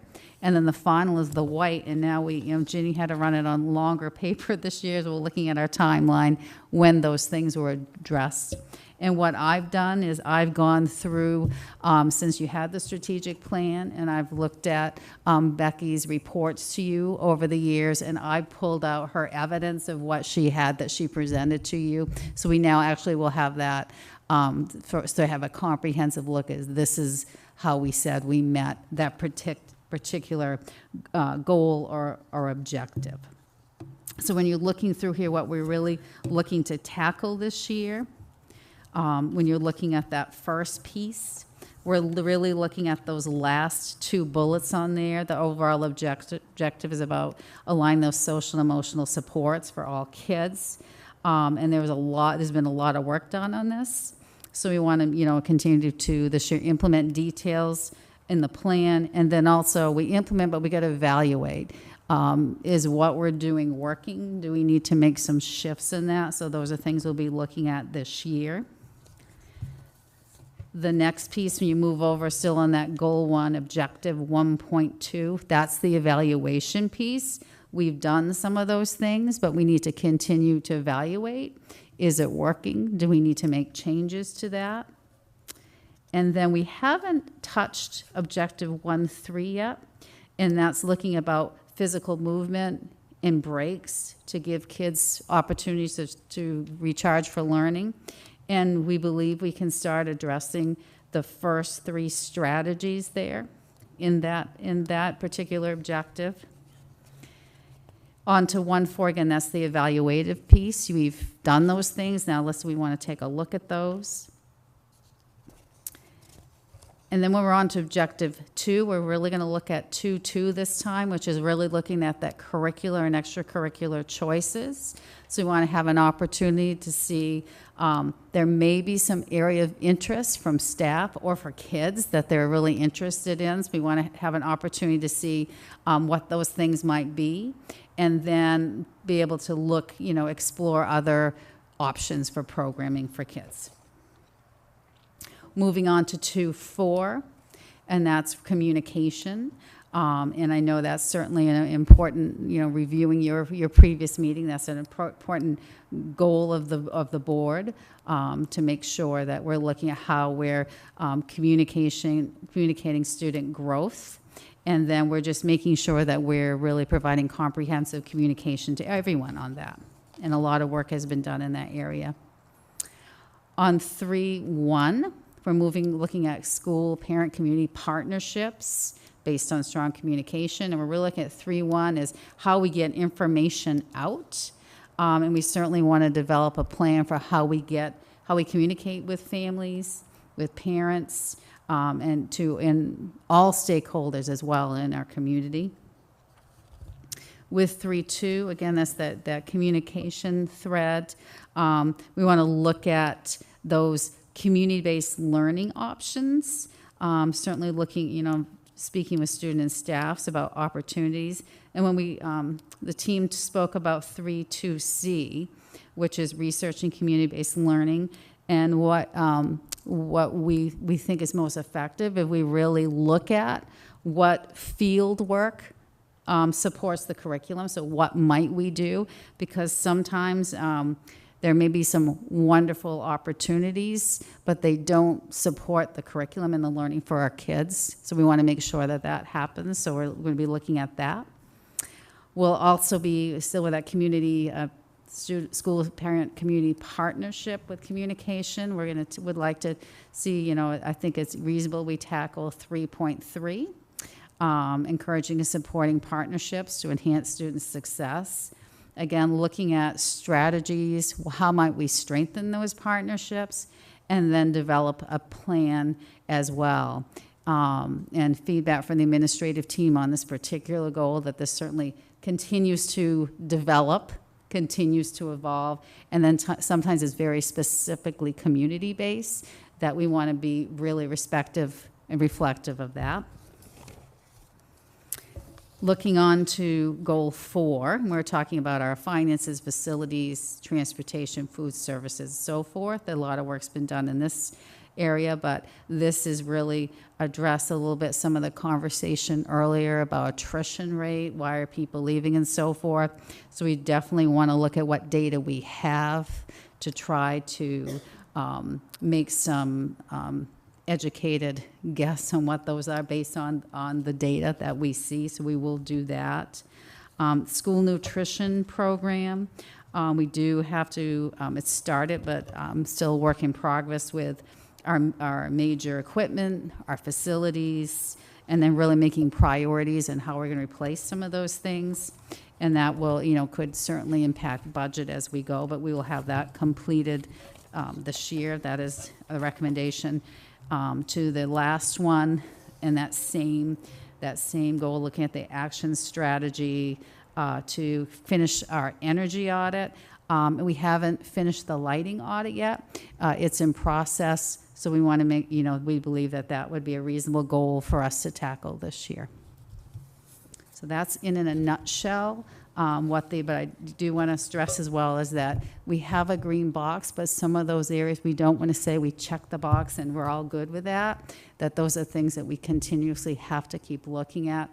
But for the purpose of the plan, as we wrap this strategic plan, will have a life expectancy to end at some point when we have to develop a new plan. And then some of those things may circle back again. So that's in a nutshell. I'll certainly answer any questions the board has about the recommendations for the board's goals. Maddie. Thank you, Jean. My first question is around 1.4, around the diversity, equity, and inclusion practices. Seems like that's a big gap between May of 2022 and December of 2024. And so we're solidly in that gap this year. So I'd just love to know if you have anything to share about how we're going to keep what we've learned and what we discovered last year. How are we going to keep that in front of the administrators, the board, and the community and students? Yeah, and that's a great point, because if you look at some of these dates really got shifted for some of this. And I think certainly our conversation is that at the administrative level, is that we want to make sure that we have enough time to really look at it and continue to evaluate it, and didn't want to rush the process for that evaluation, because as we know, sometimes some of those things take a bit to take hold and to see if they really are effective or there are things we're totally missing. Mm-hmm. But that's, a very good point. That is, again, this is one, strengthening our practices. Actually, I would argue that's never done. We're always going to do that. Right. But we do have to be very cognizant that this is something that we need to continue to work on and evolve our own practices. Jen? I would agree with Maddie. I saw that as like a large gap. So I think that, the board probably would appreciate just updates during that, just because it is something that's been really on the front burner with us. Just to hear how things are going. I mean, I know that is a huge, begin implementing and revision, and those are all words that allude to it taking a lot of time. So yeah, if we could just have updates on that, I think that would be great. Absolutely, we can continue to do that. Thank you. Raleigh. Thank you, Jean. A couple of questions. There are several areas where, actually every goal and every objective has a plan, a list of recommendations, suggestions that goes along with it.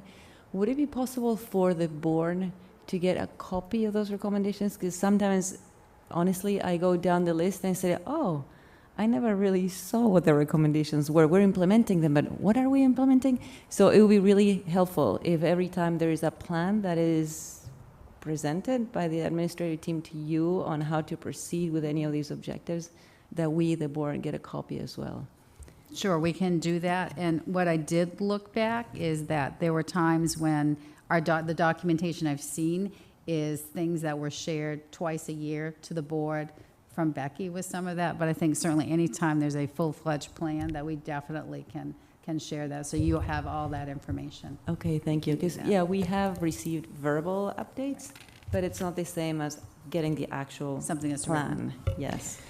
And then the other, sorry. I was going to say, I had the same thinking, and to Jean's point, my thought was, we're probably hearing it somewhere, but I'm not making the mental jump from, okay, that's this goal. And when we look at these very specifically, you know, and it's also probably because we're at the point in the strategic plan, because the first several years of this was just like gather information, look for these, find out best practices, and now that we've actually developed recommendations and plans, this is probably the first time we're at that period in time where a report out of what those plans are is appropriate. Yeah. I'm glad I'm not the only one feeling that. That was going to be my question. Yeah. And the other question I had is Objective 2.1, the implementation of student-centered instructional practices. When we were writing this plan, the committee that actually wrote the strategic plan received a lot of feedback on this particular goal. So honestly, personally, I'm a little disappointed that we're not doing anything about that this year, because this is really close to the heart of many parents who participated in the surveys. And this is the one thing that they really want to see change on, that we do more personalized teaching and learning. So to the extent that we can accommodate some work along these lines this year, I think that will be really great for teachers and students and parents who have noticed that not all students learn the same way, and it'd be nice to just provide some personalization. And I think that, you know, that's great feedback. And we did discuss, because we're also looking at what we know out there, the board goals, but really it's the work is done at the school level for that. And that, you know, we were trying to say, what can we do to keep this plan moving around and still make it doable? But we had a lot of conversation about that very one. In the conversation, there are many, many ways we're currently working on that at the school level, at the child level, all the time. Even though it's not officially one of the strategies we're going to tackle. But it's not, I guess with all of these areas, you know, many of these areas, I wouldn't want folks to walk away and think, oh, we're not doing anything with that because it's not in yellow, because they really are. But in terms of being able to say documentation, this is what we've done, that's sort of where they're at. I think Colin's hand was up first, and I'll just go down the row that way. Yeah, just two things. One on the what Maddie raised on 1.4, the DEI. I think we flagged at the summer retreat that the DEI committee is going to take a look specifically at those recommendations and how they're being implemented, and sort of, I think that committee being tasked a little bit with sort of looking at exactly how, when are we going to check in on that next? When are we going to do the presentation to the board? So when we have that meeting, we'll be able to follow up on that. I was just curious, kind of grossly, for this year, given some of the presentation earlier on the gaps that we are seeing. I'm just curious how reflective this work plan is of, I guess, the on-the-ground situation in terms of the how the learning is being impacted through the lack of ed techs or through not having the special education instructors that we are hoping to have. I'm just curious whether there's been any conversation about adjusting some of these goals to, I guess, to meet in the strategic goal, the long-term goal, but also address the acute problem here and now. We have not had that conversation yet. When these were first presented, we was at actually our principals and administrative team. We had a couple of meetings this summer, and they said this was very doable. And then we did not really have a full picture of these other things until, obviously, right now we're looking at folks that shortages, and certainly they're going to be looking, whether it's written here, I mean, they're going to be looking at the impact on students for sure. And then, but it's not reflected in here, or even in the amount of work that our team thinks that they could accomplish for this. We've not had the opportunity to discuss that. We've had, since school started, we've had just one official full administrative team meeting, and the focus was not this. We had some other things, including our staff shortage is what we were really addressing, and we did not come back and look at this again. No, I sort of assumed as much, but when Valerie was raising the question around the student-centered learning and sort of that as being an acute point, I couldn't help but think absolutely that needs to be front and center, and that needs to be addressed. And also, there's this very acute shortage right now that would seem to me to complicate a lot of things that we might want to be targeting in terms of student-centered instruction. Absolutely. So just sort of, again, how we're kind of, so maybe it's not necessarily about how the goals are being set, but maybe, again, sort of some sort of way in which we can get some reporting to the board on how, we are going to be addressing that more in May of 2024, but we're going to be taking into consideration a number of other factors that are emerging in real time now. And that's a good point as well, because I know there's always a piece when we share out, and these are the other things that we're accomplishing as well, and that would certainly be, I know June is really looking at staffing, she's looking at programming, and when she presents she's going to share some information about that. And I think that would also be a really good point for her to talk again about the ed tech shortage, because it really is in the area of special education. So that would be right time to get that information out to the board. Yeah, I would like to echo what Colin said, because obviously during COVID, we did, because of capacity, scale back on goals that we had thought we were going to be able to accomplish those 2 years. So absolutely, we don't want to burn out the entire staff. We appreciate that. Thank you. We are now making up for 2 years of lost time. Piper. I just wanted to say, in regards to objective 1.3, which is about maximizing breaks and physical movement for students, at the high school this year, we saw a shortening of 2 important breaks in our time. We saw lunch got shorter. It's now 20 minutes. And we saw that we got rid of our 10-minute break, so we just have a walking period to class. And I know that this is an issue that's pretty pertinent to the student body and to the teachers as well. I know multiple teachers have talked about how they're upset with this, because that's their break as well, to go to the bathroom or get lunch or get a snack. And it's a 10-minute break was utilized by the student body a lot to go down and get breakfast in the cafeteria, which now students are unable to do since we stopped serving breakfast at 9:05. So unless you can get to school early, which may be different depending on your bus route, you're unable to get breakfast at the school cafeteria, which I feel is a really important opportunity for some students who may not be able to have breakfast at their house or be able to don't have the time in the morning to get ready and eat breakfast. Mm-hmm. So I just thought it was important that we were moving backwards instead of forwards, an objective that was listed in our plan. Thank you. That's a great tie-in, Piper, because I've heard the same feedback you're hearing and maybe feeling with that change.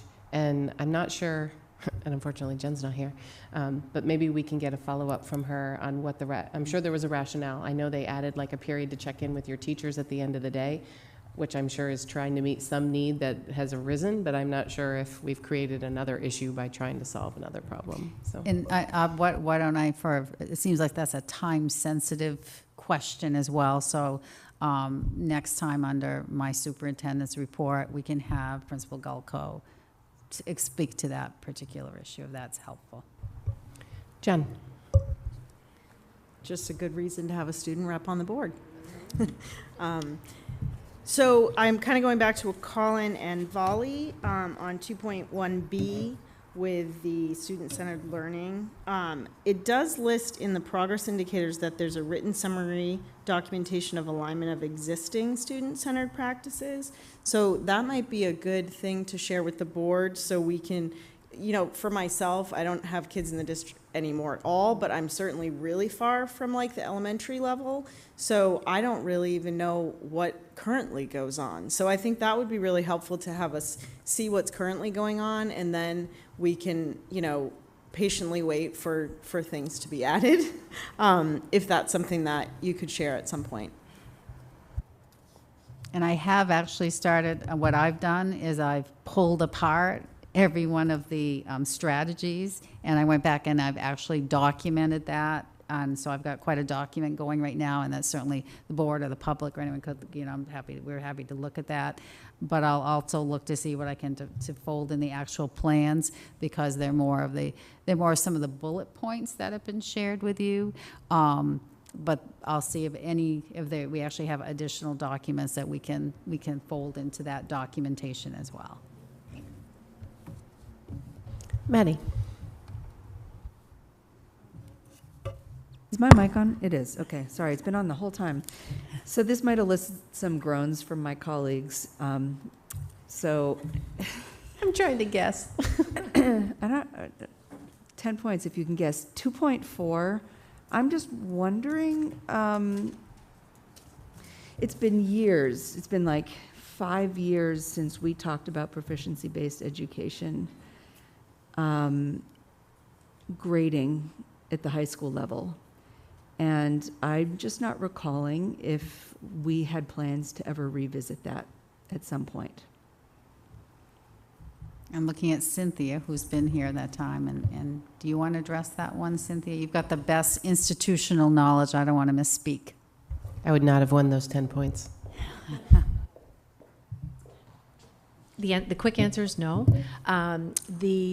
When we were working and pulling data from all the stakeholders, the grading at the high school, just to refresh you, and if you weren't on the board at the time, just to inform you, that that was a big issue from proficiency-based grading, and they really wanted to go back to the 1 to 100.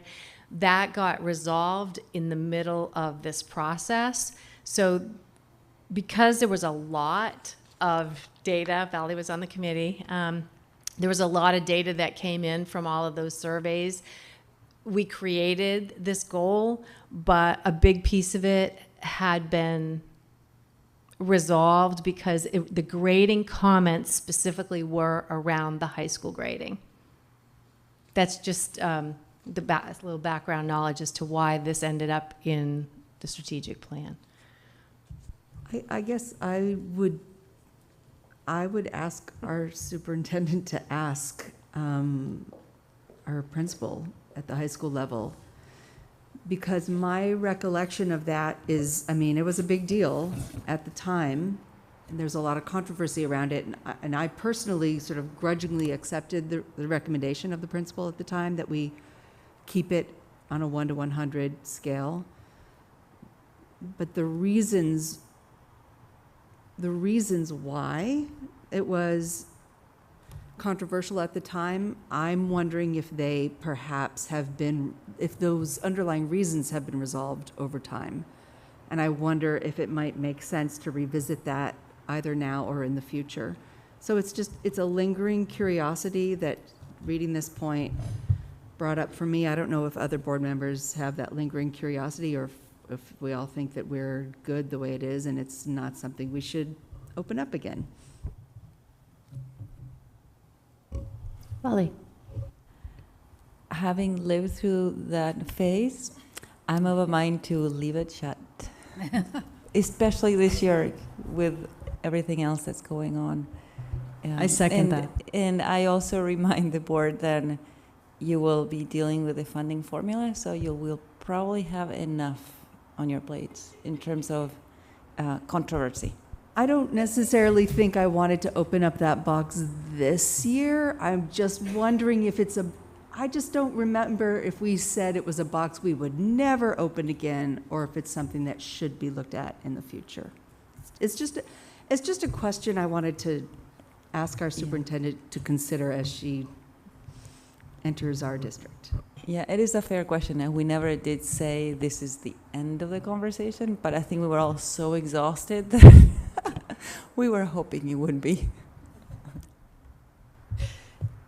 Yeah, I think, I think a lot of the underlying issues were buy-in from staff.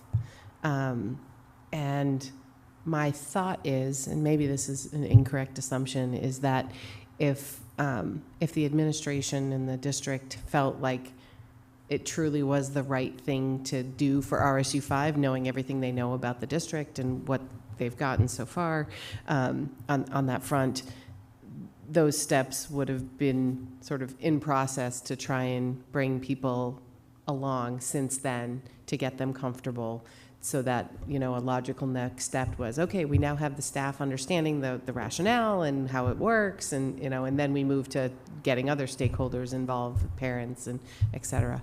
I haven't seen that, not to say they haven't had a lot of other things on their plate, so maybe this was just something that was easier left. I guess I would feel like there would need to be some compelling reasons to reopen that box, but I mean, never say never, I guess.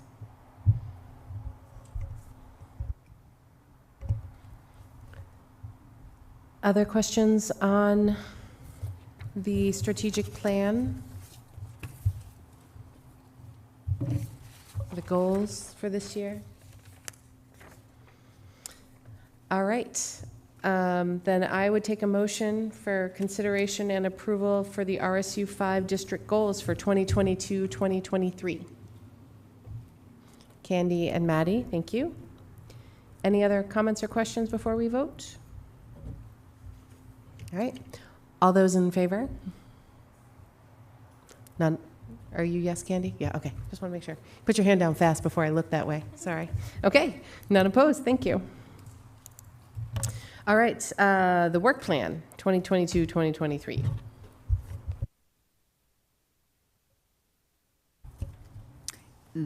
That is on the purple paper in your packet. And you got a revised one in your folder if you brought your packet with you. And this, again, based on what we've heard from the board as well, and much of it looks very much the same as what you, in terms of your report out for updates from each of the schools. Very much, those things are the same when we go through certain things. But certainly, some things we heard that were important. For example, this evening, it was really important to hear about that safety plan from our administrative staff. We do know that in February, there's going to be a cost-sharing analysis presentation from Suzanne Bowden for the board and for the public to hear. And then if you go through these, much of these things are the same until May 10th. We're looking at a social studies curriculum report from the assistant superintendent and her team of folks. She will certainly have been working with a team of folks for this year. And then, pretty much everything else is pretty standard for what the work that the board needs to do.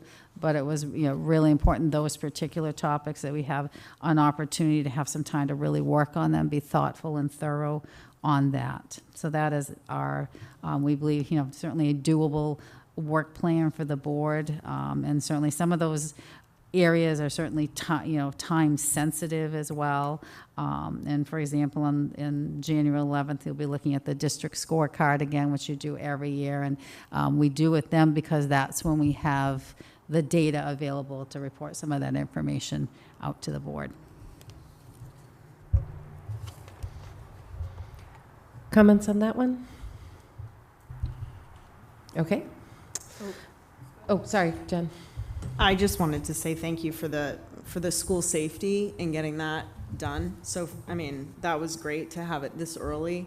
I think that the beginning of the year is the perfect time to have it. I think if you have it later in the year, it just, the timing was fantastic. So thank you. All right. Sorry, you're so far away. Yeah, you have to look down here at the weird cousin table to remember that I'm here. I did not name it that, for the record. Jen did. Thanks, Jen. I am glad to see and remember that we wanted to put the report on the cost sharing process and work plan on the November 30. I guess I'm just noting that that's basically just 2 calendar months ahead of the full presentation that we're going to get, which is the final report on the recommendations, if I'm remembering correctly. I guess I just want to confirm with my fellow board members that flow still feels right. I haven't gone through the cost sharing fun time myself, so I don't know all of the things that may emerge. Particularly, I don't really know what might emerge on November 30th that would have any bearing on the active process already underway and what we would. I guess I'm just wanting to make sure are we setting ourselves up for a problem at all, or is this perfect and just awesome? I mean, everything about the cost sharing formula discussion is perfect. Let's start with that.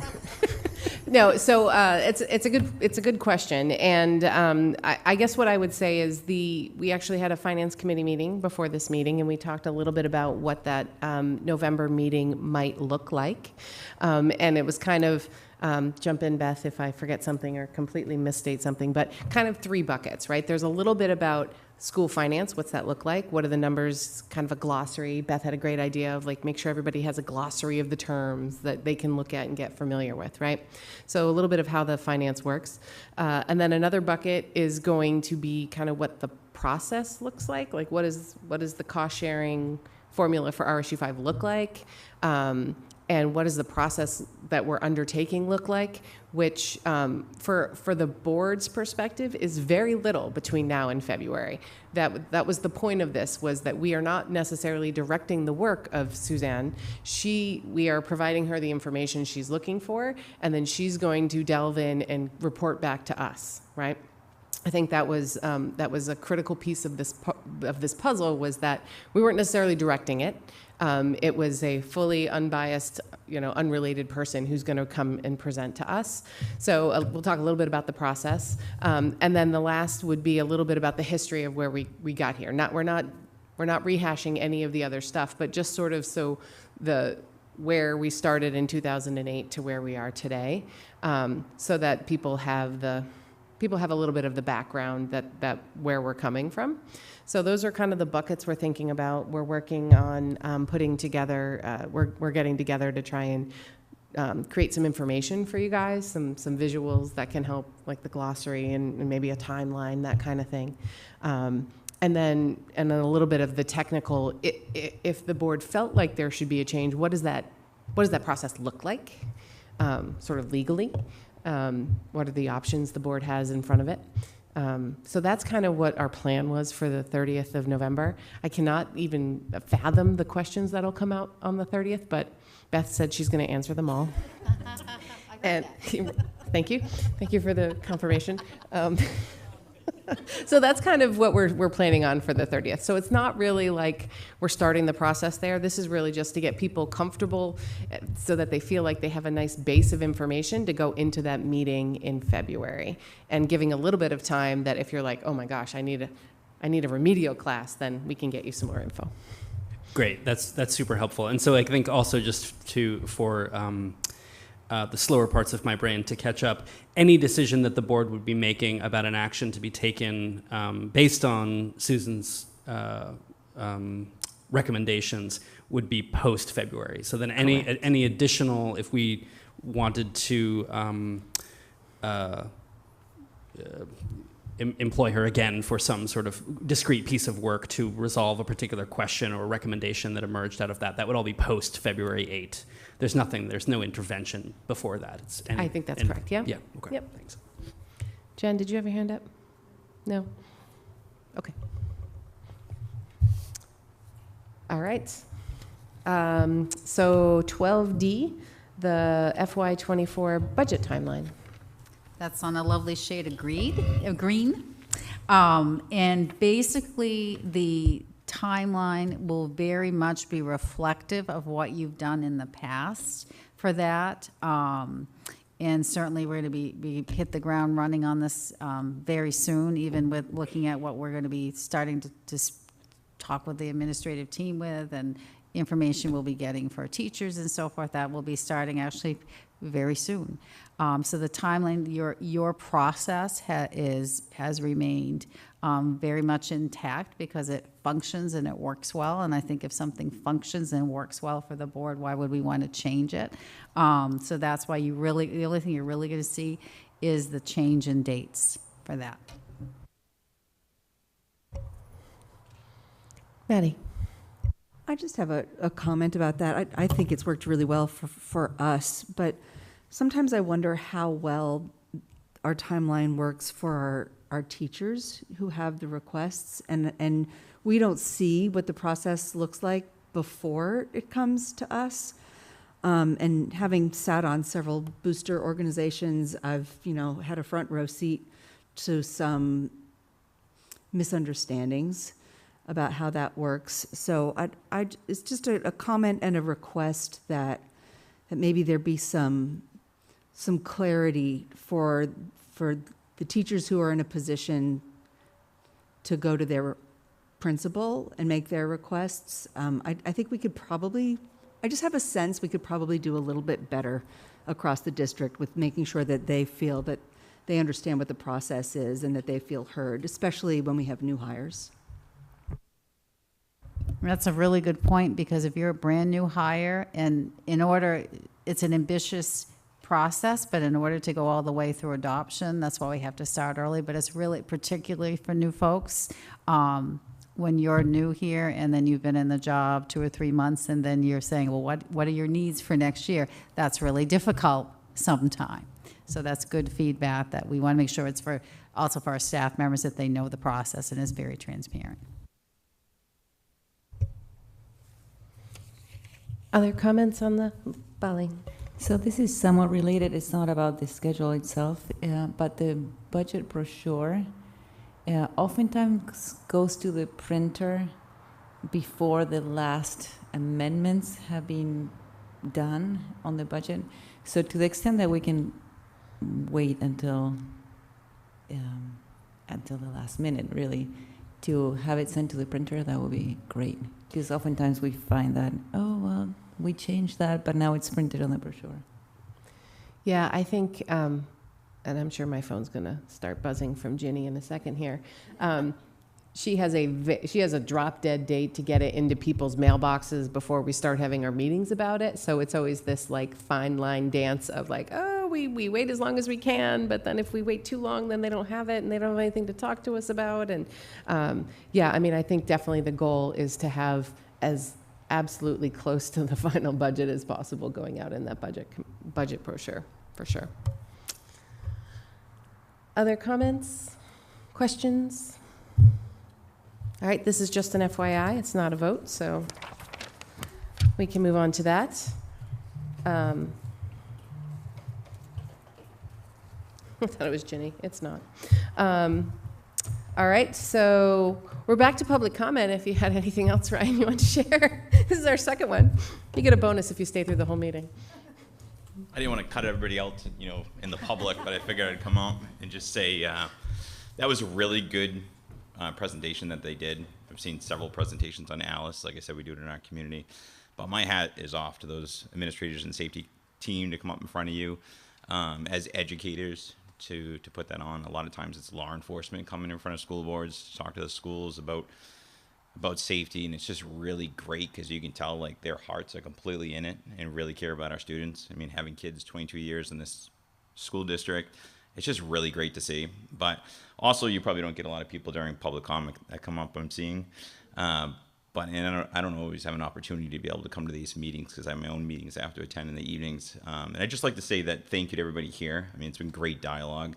And you can tell that everybody here is really invested and care about our kids, which is important. I have a young daughter, 13. We care about our kids so much. And I just want to say thank you to everybody here. I know it's been a long night. I want to say one more thing to Maddie.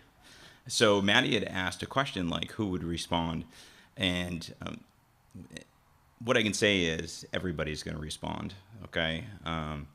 My agency over in Lisbon would respond to Durham, as well as Auburn, State Police, the Warden Service, Brunswick, Freeport. You name it, anybody that hears on the radio is going to be responding to these incidents. I can say majority of the law enforcement agencies are using Alice. I haven't heard of anything else, and we're all familiar with it. Also, the majority of the law enforcement agencies work closely with each other, and Brunswick's been a great resource for this area for law enforcement agencies. And I know that they've assisted Freeport, and they've also assisted, just recently we had our own training that was put on for our agency. But just wanted to add, just for you're aware that all law enforcement is going to be responding. That's why it's so important with building numbers and door numbers and window numbers, because if I'm responding to Freeport, I'm not going to know exactly what room number is. So anyways, I just wanted to come up here one more time just to say thank you to everybody, because you don't hear thanks enough in this world nowadays, and it's pretty awesome. And I'll also say, very cool, you have a student representative. I think I'm going to be recommending that to our district, because that's very cool. You came up with some really good questions. So everybody have a nice night. Thanks. Thank you. We actually have 2 reps. They alternate because they're very busy. So we have 2, and we get to hear 2 different perspectives. Piper is the lucky 11th grader who's moving on to her 12th grade year. So we'll have hopefully an 11th grader in November, and Piper's up for re-election. So get out the vote. And Piper's also available to go to neighboring towns and also serve on their school boards. Yeah. It's her new side gig. All right.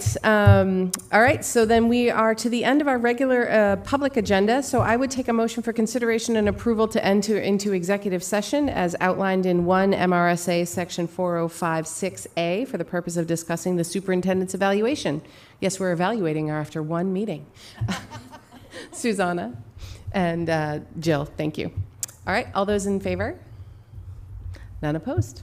So we'll take a brief break and shut off the live feed and be back in a few.